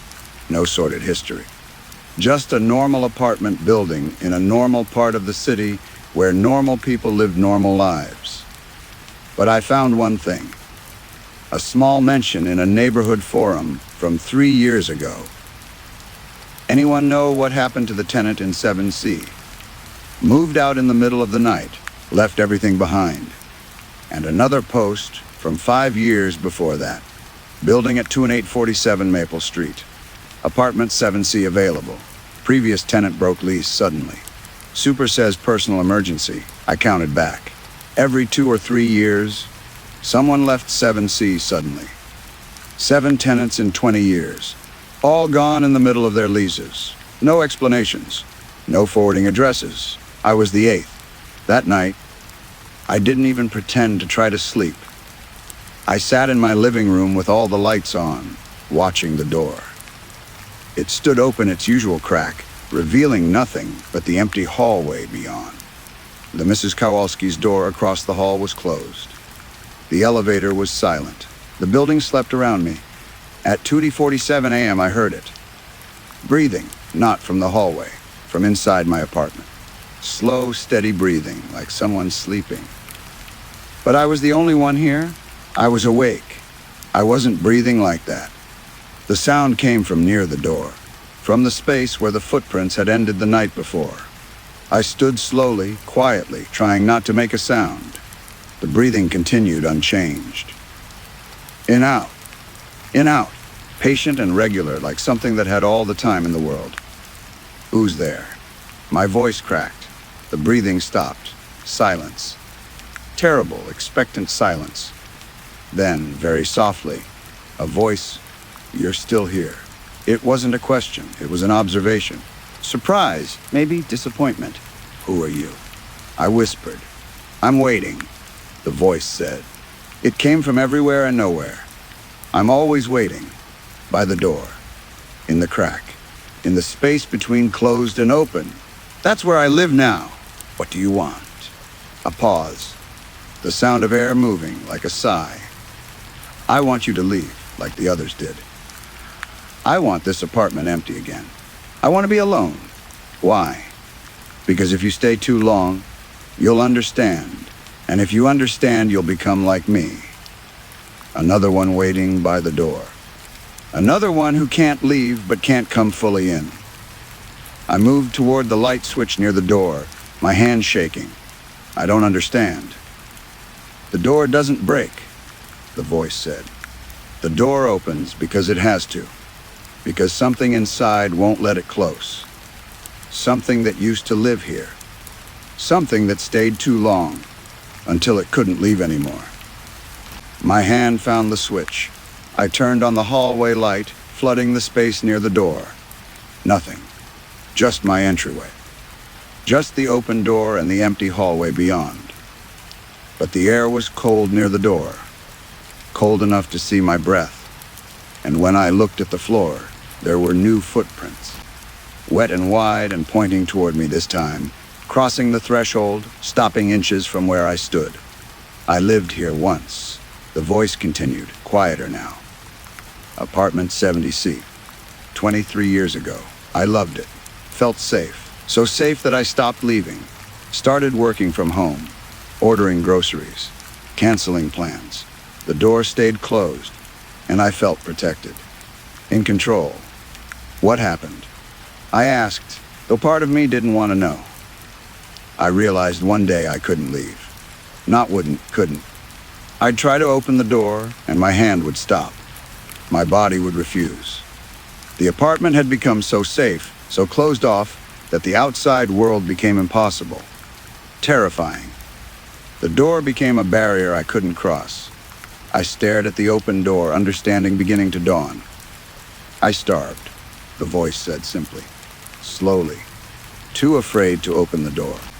Too safe inside to risk going out. They found me 3 weeks later, the super. Used his key, but I was already gone, already part of the walls. Part of the threshold.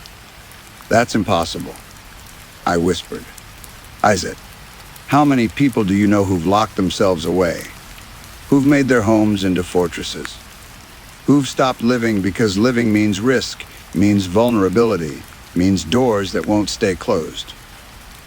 The voice moved closer. I could feel cold breath on my face. I'm what happens when safety becomes prison, when closed doors become unopenable doors. The others who lived here, I said. The ones who left, they felt it, felt me. Felt the pull to stay inside, to never leave, to let the apartment close around them like a cocoon. The smart ones left quickly. The others, a pause. There are 3 of us now. 3 who stayed too long. 3 who wait by doors we can't cross. I looked at my apartment, my safe space, my refuge from the world. How many nights had I stayed in rather than going out? How many invitations had I declined? How many times had I told myself I was just tired, just needed alone time, just needed to recharge? When was the last time I'd actually wanted to leave? The door won't close, I said slowly, because you're holding it open. Yes, it's all I can do now. Hold it open. Try to make people uncomfortable enough to leave before they become like me. Before they forget how to go through doorways. I stepped toward the door. The cold intensified. Ice formed on the door frame, crystalline and spreading. You should leave, the voice said urgently. Pack a bag, walk out. Don't come back. Find somewhere else. Somewhere without ghosts holding doors open. And if I stay, then eventually you'll stop being able to leave. The apartment will feel too safe, the outside too dangerous. You'll convince yourself you're choosing to stay in, that you're in control, until one day you realize you haven't left in weeks, months, until you try to open the door and find you can't, until you become another voice in the walls, another cold spot in the hallway. Another reason the next tenant's door won't close. I put my hand on the doorknob. It was freezing, burning cold against my palm. Through the gap in the door, I could see the hallway. Normal, empty, safe. But also outside. Also vulnerable. Also alive. I can't keep the door open forever, the voice said. Eventually, you'll close it. You'll lock it. You'll feel safe. And then you'll be mine. You'll be here. You'll be staying. I pulled the door wider, all the way open. The hallway stretched before me, lit and mundane and terrifying and beautiful. Or, I said, I could leave right now. Yes. The voice sounded tired, hopeful. Yes, you could. I grabbed my keys, my phone, my wallet. Didn't pack a bag. Didn't take anything else. If I stopped to pack, I might stop to think. If I stopped to think, I might talk myself into staying just one more night, one more week, one more month. I stepped into the hallway. The cold vanished immediately. The air felt normal, room temperature. Alive with the small sounds of people sleeping in their apartments all around me. The building wasn't empty, wasn't dead. It was full of life happening behind closed doors that would open again in the morning. Behind me, my apartment door swung shut. I heard the lock click solid. Final. Complete. I stood there for a moment, key in hand, thinking about going back in. Just to get some clothes. Just to get my laptop. Just to... Don't, whispered a voice, faint now, distant. Don't go back. Not tonight. Maybe not ever. Some doors should stay closed. I walked to the elevator, rode it down to the lobby, walked out into the night air, cold and sharp and real. The city stretched around me, dangerous and beautiful and absolutely, terrifyingly alive. I spent that night in a hotel. The next day, I called Marcus and broke my lease. Lost my deposit. Didn't care. I hired movers to pack my things, and I stood in the hallway while they worked, refusing to cross the threshold into 7C. The movers said the apartment was freezing, said there was ice on the inside of the door, even though it was June. Said they heard sounds. Breathing, whispers, footsteps that followed them from room to room. They packed quickly. When they were done, Marcus closed the door. It stayed closed. The lock held. He tested it 3 times, nodded with satisfaction. Good as new, he said. Must have just needed to be empty for a bit. You know how buildings are. They settle. I didn't tell him what I knew, that the apartment wasn't empty, that 3 people waited inside, standing by the door, hoping the next tenant would be strong enough to leave before it was too late. I didn't tell him that somewhere in the city, there are hundreds of apartments like 70C. Thousands, maybe. Places where people stayed so long and so safe that they forgot how to leave. Places where the doors hold them in, even after death.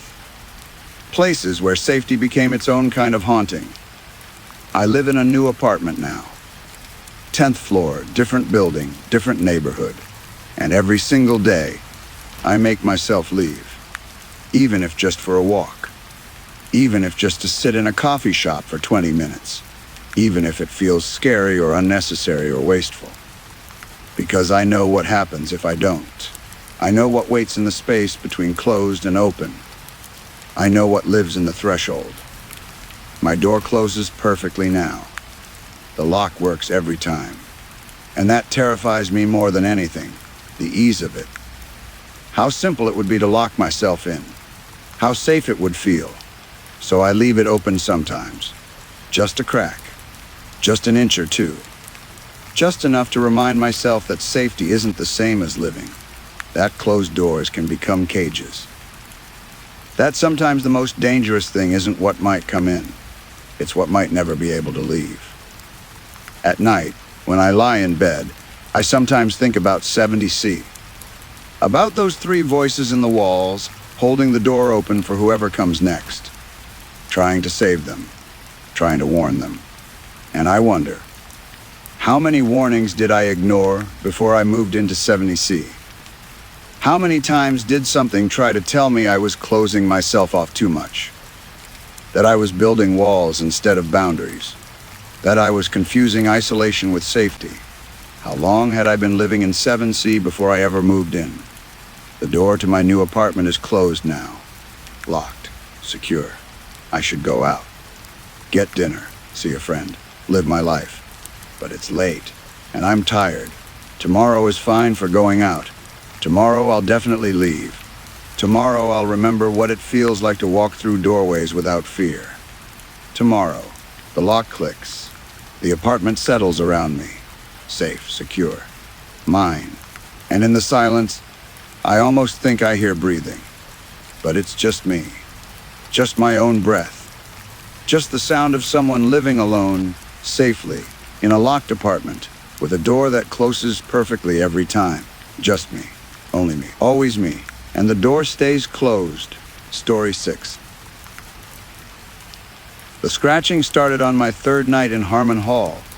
I'd just settled into college life, exhausted from orientation activities and meeting what felt like 1,000 new people whose names I'd immediately forgotten.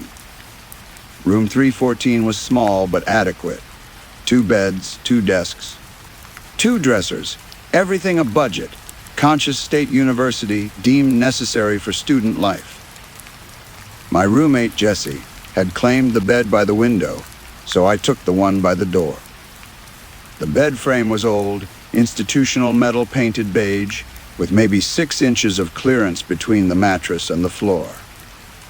Enough space to shove a few storage boxes, but not much else. I'd put my suitcase under there, planning to unpack it eventually. On the third night, around 2 in the morning, I woke to a sound. Scritch, scritch, scritch. Like fingernails on wood, or something hard being dragged across a rough surface. It was coming from under my bed. I lay there in the dark, listening. Jesse was snoring softly across the room, oblivious. The sound continued, rhythmic and deliberate. Not random, not the settling of pipes or the scurrying of mice. Something with purpose. I leaned over the edge of the mattress and looked down. The space under the bed was dark, the streetlight from outside not quite reaching. I could see the outline of my suitcase, but nothing else. The scratching stopped. I waited, barely breathing, my face hanging over the edge. Nothing moved. After a few minutes, I convinced myself it had been a dream, or maybe something in the walls. Old buildings make noise. That was normal. I pulled myself back up and closed my eyes. The scratching started again, louder now, more insistent. And this time, I felt the mattress shift slightly, as if something underneath was pushing up against it. Jesse, I whispered, but he didn't wake. I said his name louder, then louder still, until I was practically shouting, but he just rolled over and kept snoring. The scratching grew frantic, a rapid, fire staccato that made my skin crawl. I grabbed my phone and turned on the flashlight, then made myself look under the bed again. My suitcase had moved. It was farther back than I'd left it, pushed against the wall. And in the space it had occupied, I could see marks on the concrete floor. Long scratch lines, like something had been clawing at the ground. But nothing was there. The space was empty. I didn't sleep the rest of that night. I sat with my back against the wall, lights on, watching the gap under my bed until the sun came up and Jesse's alarm went off. "You look terrible," he said cheerfully, shuffling toward the shower with his towel. "Late night?" "Yeah," I muttered. Something like that. I told myself it wouldn't happen again. That I'd been overtired, stressed from the move, maybe even experiencing some kind of auditory hallucination brought on by the change in environment. The marks on the floor were probably from the previous occupant's furniture. Everything had a rational explanation, but the next night, the scratching returned. This time, I was ready. I'd left my phone on the nightstand, flashlight app queued up. The moment I heard that familiar sound, scritch, scritch, scritch, I grabbed the phone and shone the light under the bed. Nothing, empty space, my suitcase, the concrete floor with its mysterious scratch marks. But the sound continued, and now I could pinpoint its location. It was coming from directly beneath the center of my mattress, from a spot that I could clearly see was empty. I watched for 5 full minutes, my hand cramping from holding the phone. The light beamed steady on that impossible space. The scratching never stopped, never wavered. Whatever was making that sound, it wasn't visible, but it was there. Jesse slept through it all, undisturbed. The next morning, I went to the resident advisor. His name was Derek, a senior with a perpetual look of exhaustion that I now understood all too well. "There's something wrong with my room," I told him. "I keep hearing noises. Under my bed." He pulled up a maintenance request form on his laptop. Mice. No, not mice. Something else. He looked at me more carefully, and I saw recognition in his eyes. Not surprise, exactly. More like confirmation. Room 342, he asked quietly. I nodded. He closed the laptop. Look, I'm going to tell you something off the record. That room has a history. People hear things. Mostly they don't report it, because it makes them sound crazy. But it happens every few years. What happens? Derek glanced around the common room, making sure we were alone. The scratching. People hear scratching under their beds. Always the bed by the door, never the one by the window. And it only happens to one person. The roommate never hears it. What is it? I don't know. Maintenance has checked the room a dozen times. Looked for mice, for structural problems, for anything that could explain it. They never find anything. Eventually, people either switch rooms or learn to ignore it. Can I switch rooms? All the rooms are full. You're on the wait list, but it could be weeks. He paused. Look, I know this isn't what you want to hear, but it's just noise. Whatever it is, it's never actually hurt anyone. Try earplugs. But I didn't want to try earplugs. I wanted to understand what was happening in my room. That afternoon, I went to the university library and looked up the history of Harmon Hall. It was built in 1967, originally as a girls' dormitory. Standard institutional architecture, nothing remarkable about its construction or design. I found a few articles about renovations over the years, updates to comply with fire codes and accessibility standards, but nothing that would explain mysterious scratching sounds. Then, buried in the campus newspaper archives from 1973, I found a small article. Harmon Hall room damaged in unexplained incident. A room on the third floor had been taken out of service after the occupant reported hearing disturbing sounds and experiencing extreme psychological distress. The article didn't specify which room, but I had a terrible feeling I knew. The student's name was mentioned, Catherine Reeves. She'd withdrawn from the university after the incident, citing health reasons. I tried to find more information about her, but the trail went cold. No social media presence, no public records I could access. It was like she'd vanished after leaving school. The scratching continued every night, growing gradually louder, more aggressive. I started staying up later, dreading bedtime. My grades began to slip. Jesse noticed I was acting strange, but attributed it to homesickness. I considered telling him the truth, but Derek was right. It made me sound crazy. On the 7th night, something new happened. The scratching was particularly loud, almost violent. I'd given up trying to sleep and was sitting up in bed, scrolling mindlessly through my phone to distract myself. Then I felt it, a cold spot, like someone had opened a window in the middle of summer. The temperature around my bed dropped dramatically, my breath misting in the sudden chill. The scratching stopped. In the silence that followed, I heard something else.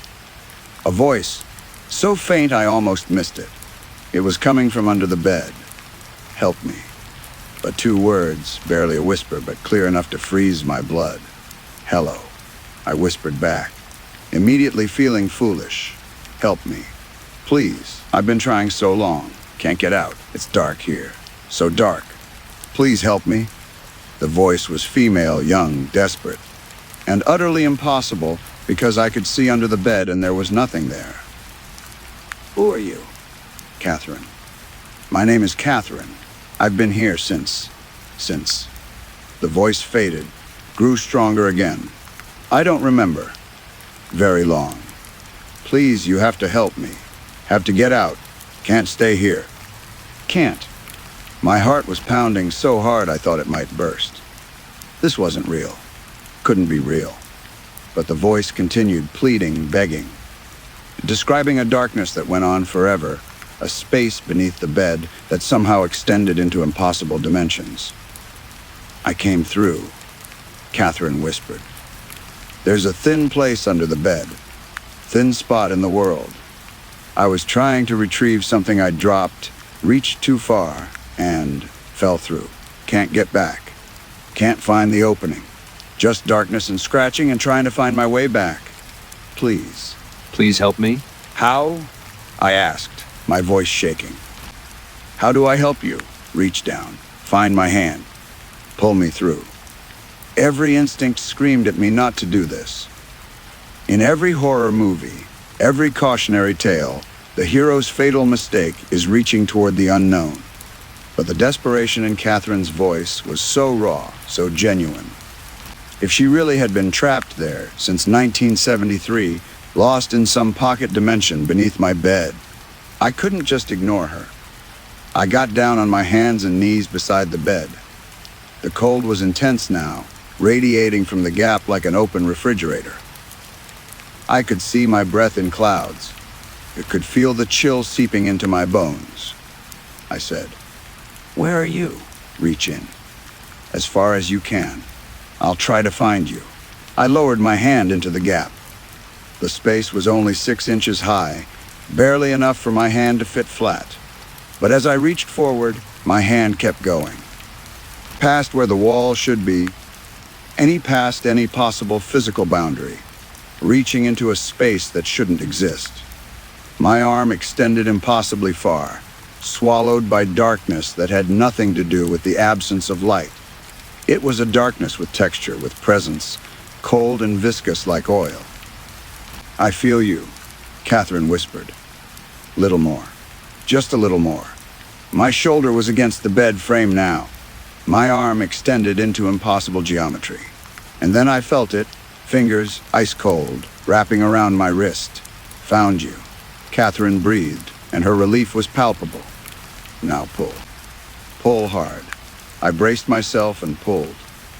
The grip on my wrist tightened, Catherine's fingers digging in with desperate strength. I pulled harder, using both hands now, and dragging against whatever force kept her trapped in that wrong space. Something was coming through. I could feel resistance, like trying to pull someone through water or through the membrane between worlds. My muscles burned with effort, my shoulders screaming in protest, but I kept pulling. A hand emerged from under the bed, pale, thin, impossibly cold. Then an arm, skeletal and wrong, the skin too tight over the bones. I wanted to let go to run, but I couldn't abandon her now. "Don't stop," Catherine begged. "Almost there. Don't stop." I pulled with everything I had. A shoulder emerged, then a head, and I saw Catherine's face for the first time. She looked like she'd been screaming for 50 years. Her mouth was open in a soundless shriek, her eyes wide with madness and terror. Her skin was paper, thin, translucent, showing the network of veins beneath. Her hair had fallen out in patches, and what remained was brittle and white. This wasn't rescue. This was releasing something that should have stayed buried. I let go and scrambled backward, but Catherine kept coming.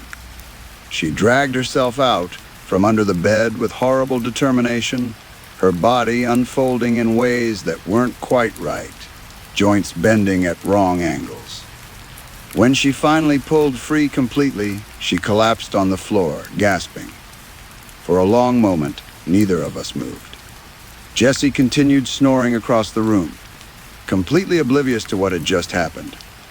Then Catherine sat up, and when she looked at me, her eyes were clear and sane and utterly empty. "Thank you," she whispered. Her voice sounded more normal now, less desperate. "You don't know what it was like. The darkness, the endless reaching, searching for a way back. 50 years of trying to escape. What happened to you?" She looked down at her hands, flexing her fingers experimentally. I dropped my pen. Such a stupid thing. It rolled under the bed and I reached for it. But the space under there, it's not what it seems. There's something wrong with that spot. A fault line in reality, maybe. Or a scar where worlds don't quite meet properly. I reached too far and fell through.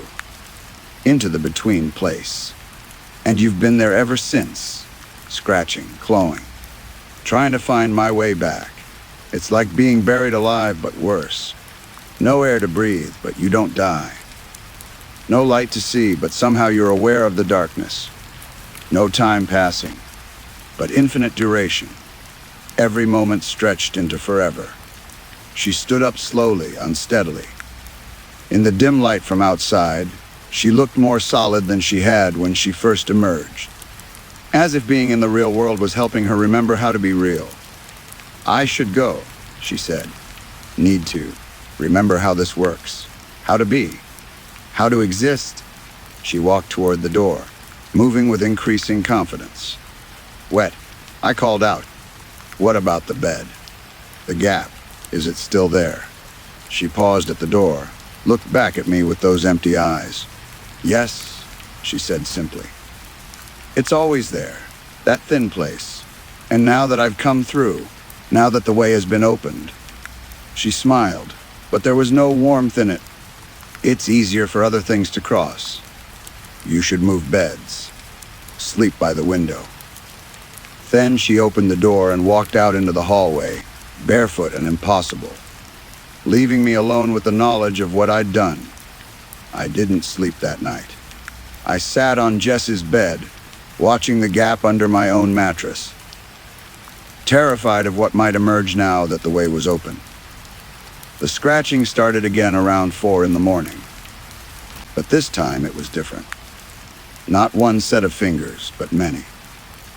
Dozens, maybe hundreds, all clawing at the underside of the world, all trying to find their way through the thin place that I had torn open wider. I woke Jess up, finally, shaking him until his eyes opened. We have to leave, I said, right now. We have to get out of this room. He stared at me, confused and annoyed. What are you talking about? Listen. We both fell silent. The room was quiet except for his breathing and the hum of the mini fridge. I don't hear anything, he said. Of course he didn't. He never had.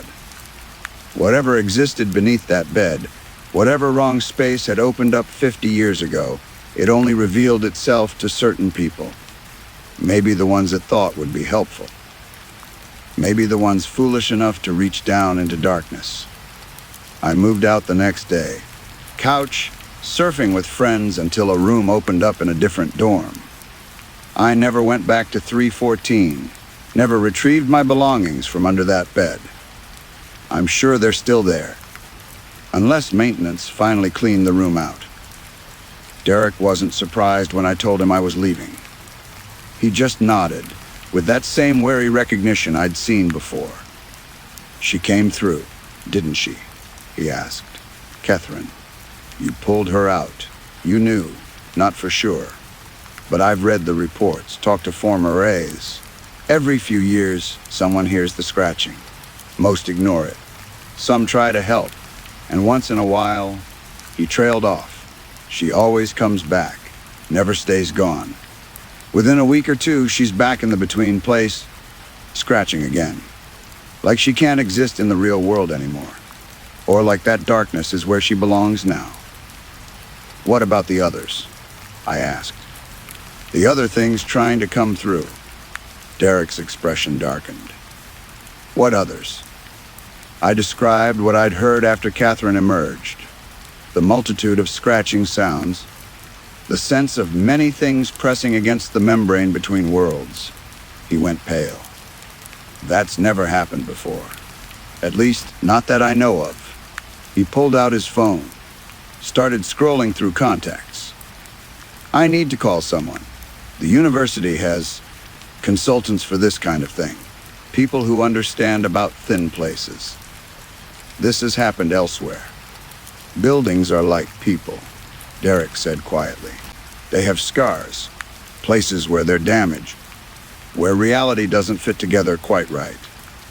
Usually they heal over time, or at least seal themselves.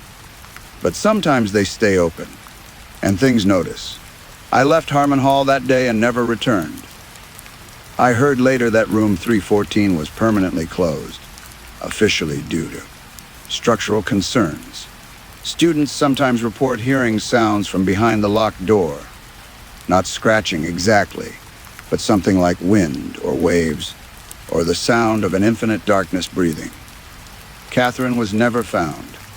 No police reports, no missing person investigation. As far as the official record shows, she never came back. But I sometimes wonder if back is the wrong word. If maybe she never really left that darkness, even when I pulled her body through. If maybe she's still there, in that between place, scratching eternally at the underside of the world. And I wonder about the others. The things that noticed when the way opened wider. Are they still trying to come through? Are they patient enough to wait for the next foolish student who hears scratching and decides to reach down into impossible spaces? I'm in my senior year now, living off campus, as far from Harmon Hall as I can manage. But sometimes, late at night when I can't sleep, I hear it. A faint scratching sound, not from under my bed. I keep my mattress on the floor now, no space beneath, but from somewhere else. Somewhere close, but not quite here. And I remember Catherine's empty eyes, her paper, thin skin. The way she had looked like she'd been screaming for 50 years. I remember the relief in her voice when I pulled her through. I remember her saying, "Thank you." And I remember, with a chill that never quite fades, that she also said she'd go back. That she always goes back. Because maybe, after 50 years in the darkness, that's where she belongs now. Maybe that's where all of us belong eventually, in the thin places between worlds, scratching at the membrane. Hoping someone will be foolish enough or kind enough to reach down and pull us through. Or maybe we're already there, and we just don't know it yet. Sometimes I have dreams where I'm under the bed. The space is infinite, stretching in all directions, cold and dark and wrong.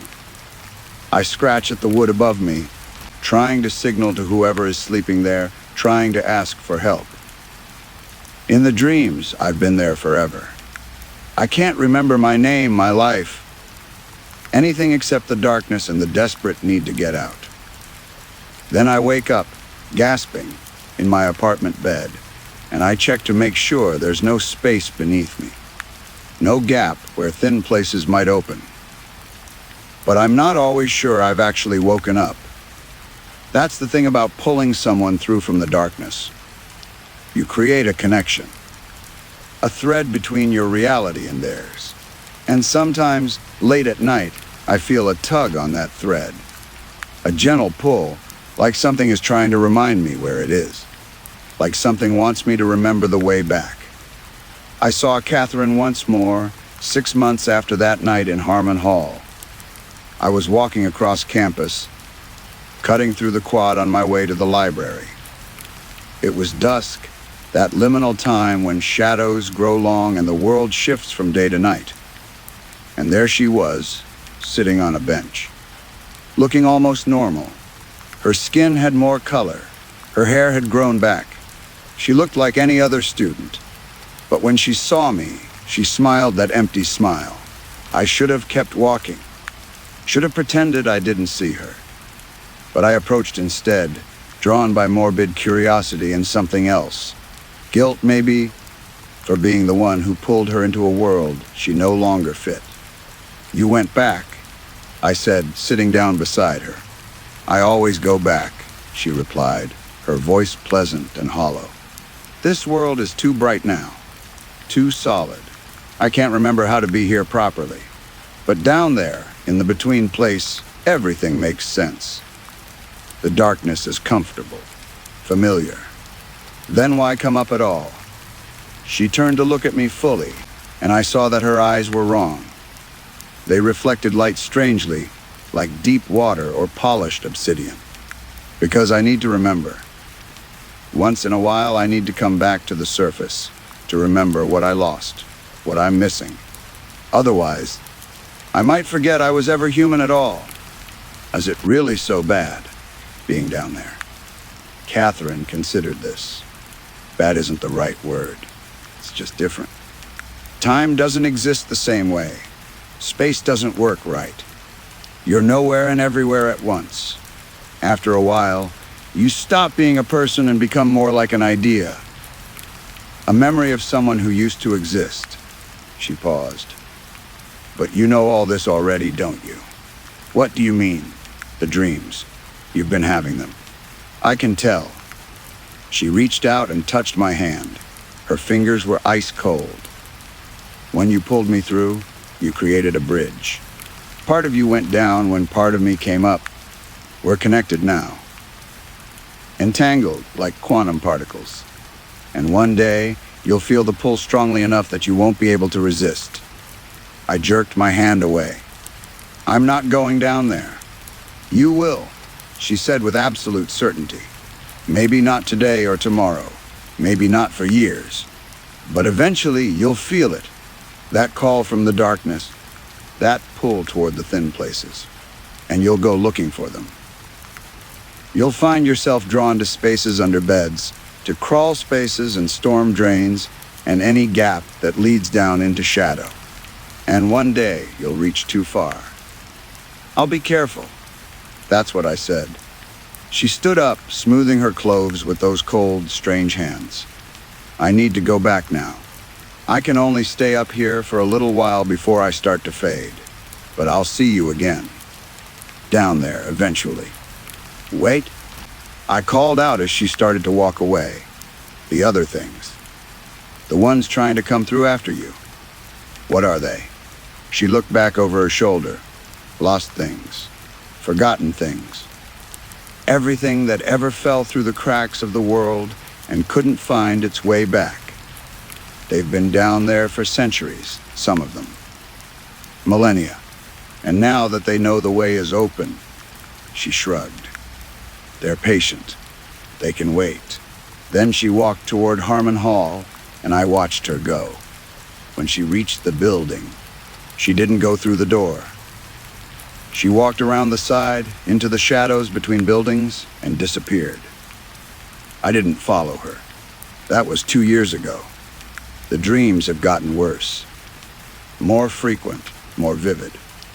I dream of scratching at the underside of reality, of reaching up through impossible spaces, of touching hands that pull away before I can break through. I dream of Catherine's empty eyes and her patient smile. I dream of darkness that stretches forever, comfortable and wrong. And when I wake up, I find scratch marks on my arms. Thin lines, like I've been clawing at my own skin in my sleep. I've tried to research the thin places to understand what's happening to me. The university library has a restricted collection, books that aren't in the regular catalog, accessed only by special permission. Derek helped me get in. He graduated but still has connections with the administration. The books are old, written in a mix of languages, illustrated with diagrams that hurt to look at. They talk about liminal spaces, about the gaps in reality where physical laws break down, under beds and closets, in the spaces between walls, anywhere that's dark and forgotten and slightly wrong. These places can become thin, the books say, worn through by neglect or trauma, or simply by existing too long in the shadows. And things live in those thin places.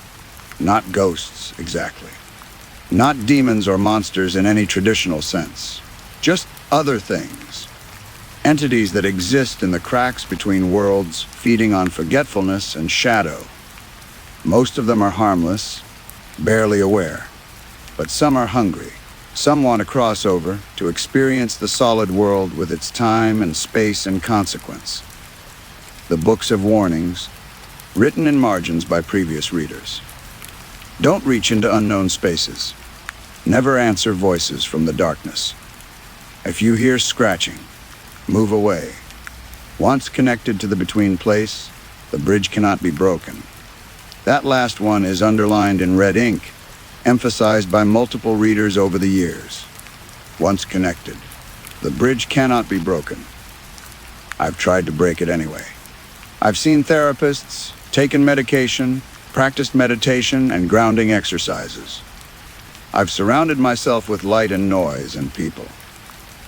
I've done everything I can think of to stay anchored to this reality. But the pull gets stronger every day. Last week, I caught myself kneeling beside my bed, staring at the small gap I swore I'd never create. I don't remember getting down there. One moment I was studying at my desk. The next I was on the floor, my hand reaching toward the darkness, drawn by something I couldn't see or name. I forced myself to stand up, to move away. But the urge lingers. It's like an itch I can't scratch, a hunger I can't satisfy. The between place is calling to me, and part of me, a growing part, wants to answer. I know what's going to happen. Catherine told me, and the books confirmed it. The bridge I created when I pulled her through goes both ways. Eventually, I'll lose the fight. I'll reach down into some forgotten space, searching for something I can't name, and I'll fall through. And then I'll be down there, in the darkness, in the nowhere, place where time doesn't work and space folds in on itself. I'll become like Catherine. A thing that's no longer quite human, that needs to periodically surface just to remember what it lost. Maybe I'll scratch at someone's bed, trying to signal for help.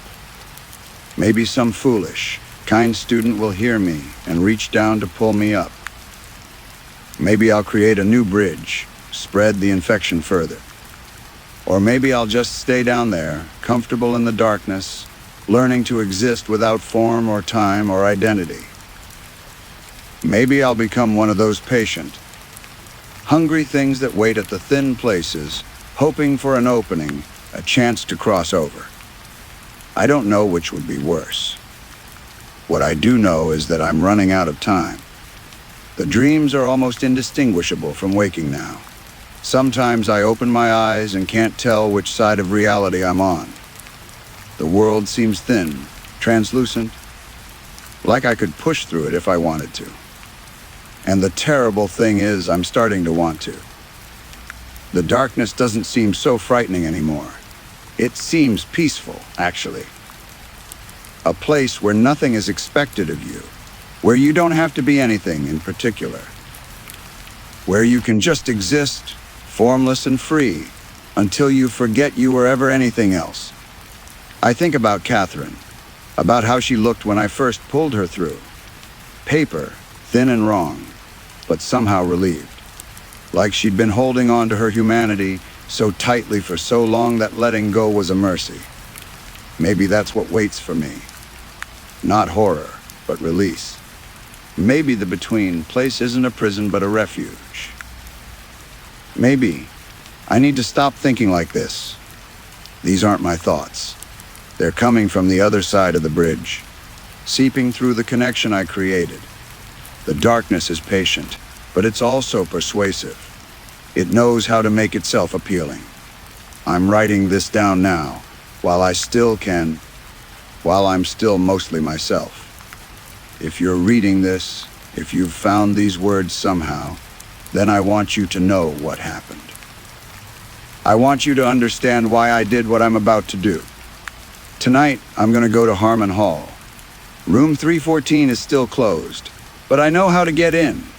Derek gave me a key, said I might need it someday. Though I don't think either of us really understood what that meant at the time. I'm going to lie down beside that bed, the one by the door, and I'm going to reach into the space underneath. And when I feel Catherine's cold fingers wrap around my wrist, because I know she'll be there, waiting, patient as the darkness itself, I'm going to let her pull me through. Not because I want to, not because I've given up, but because I'm tired of fighting. Tired of the dreams and the scratch marks and the constant pull toward shadows. Tired of being neither here nor there, suspended between worlds, connected but not committed. At least in the between place, I'll belong somewhere. At least in the darkness, I won't have to keep pretending to be something I'm not. And maybe, like Catherine, I'll learn to surface occasionally. I'll remember what it was like to be human, to exist in time and space, to have a name and a story. I'll scratch at someone's bed, trying to warn them or call to them, or simply remind myself that I was once real. Or maybe I'll forget completely. Maybe I'll dissolve into the darkness and become just another hungry thing, waiting at the thin places, patient and empty and eternal. Either way, I'll finally stop fighting. The sun is setting now. Time to go. If you ever hear scratching under your bed, if you ever feel compelled to reach down into impossible spaces, if you ever hear a voice calling from the darkness, don't reach down. Don't try to help. Don't create the bridge. Learn from my mistake. Stay in the light. Stay solid. Stay real. Don't let the darkness convince you it's home. But if you do hear me down there, if you recognize my voice among all the other lost things scratching at the underside of the world, maybe just listen for a moment. Maybe remember my name. Maybe say it aloud, so I don't forget completely. That's all I ask. That's all any of us down here ask. Just remember we existed once. Just remember we were real. The scratching is getting louder. Time to go. Time to cross over. Time to see what lives beneath. And with that, our time tonight comes to an end. To everyone who stayed until the very last moment, thank you, truly. Having you here, sharing these shadows, makes the darkness feel a little less empty. I'm grateful you chose to spend a piece of your night here with me. I hope these stories brought you that quiet shiver, the kind that makes you feel alive. There's something special about this, all of us, connected by the love of a good story whispered in the dark. I'll be back soon with more echoes from the void, more mysteries waiting to be told. Until then, rest well, sleep deeply, and if you hear footsteps that shouldn't be there, just remember, they're only stories. Oh, and before you drift off, if you enjoyed our time together, a like and a subscribe will make sure we meet again, somewhere in the dark. Thanks for listening. I'll see you next time.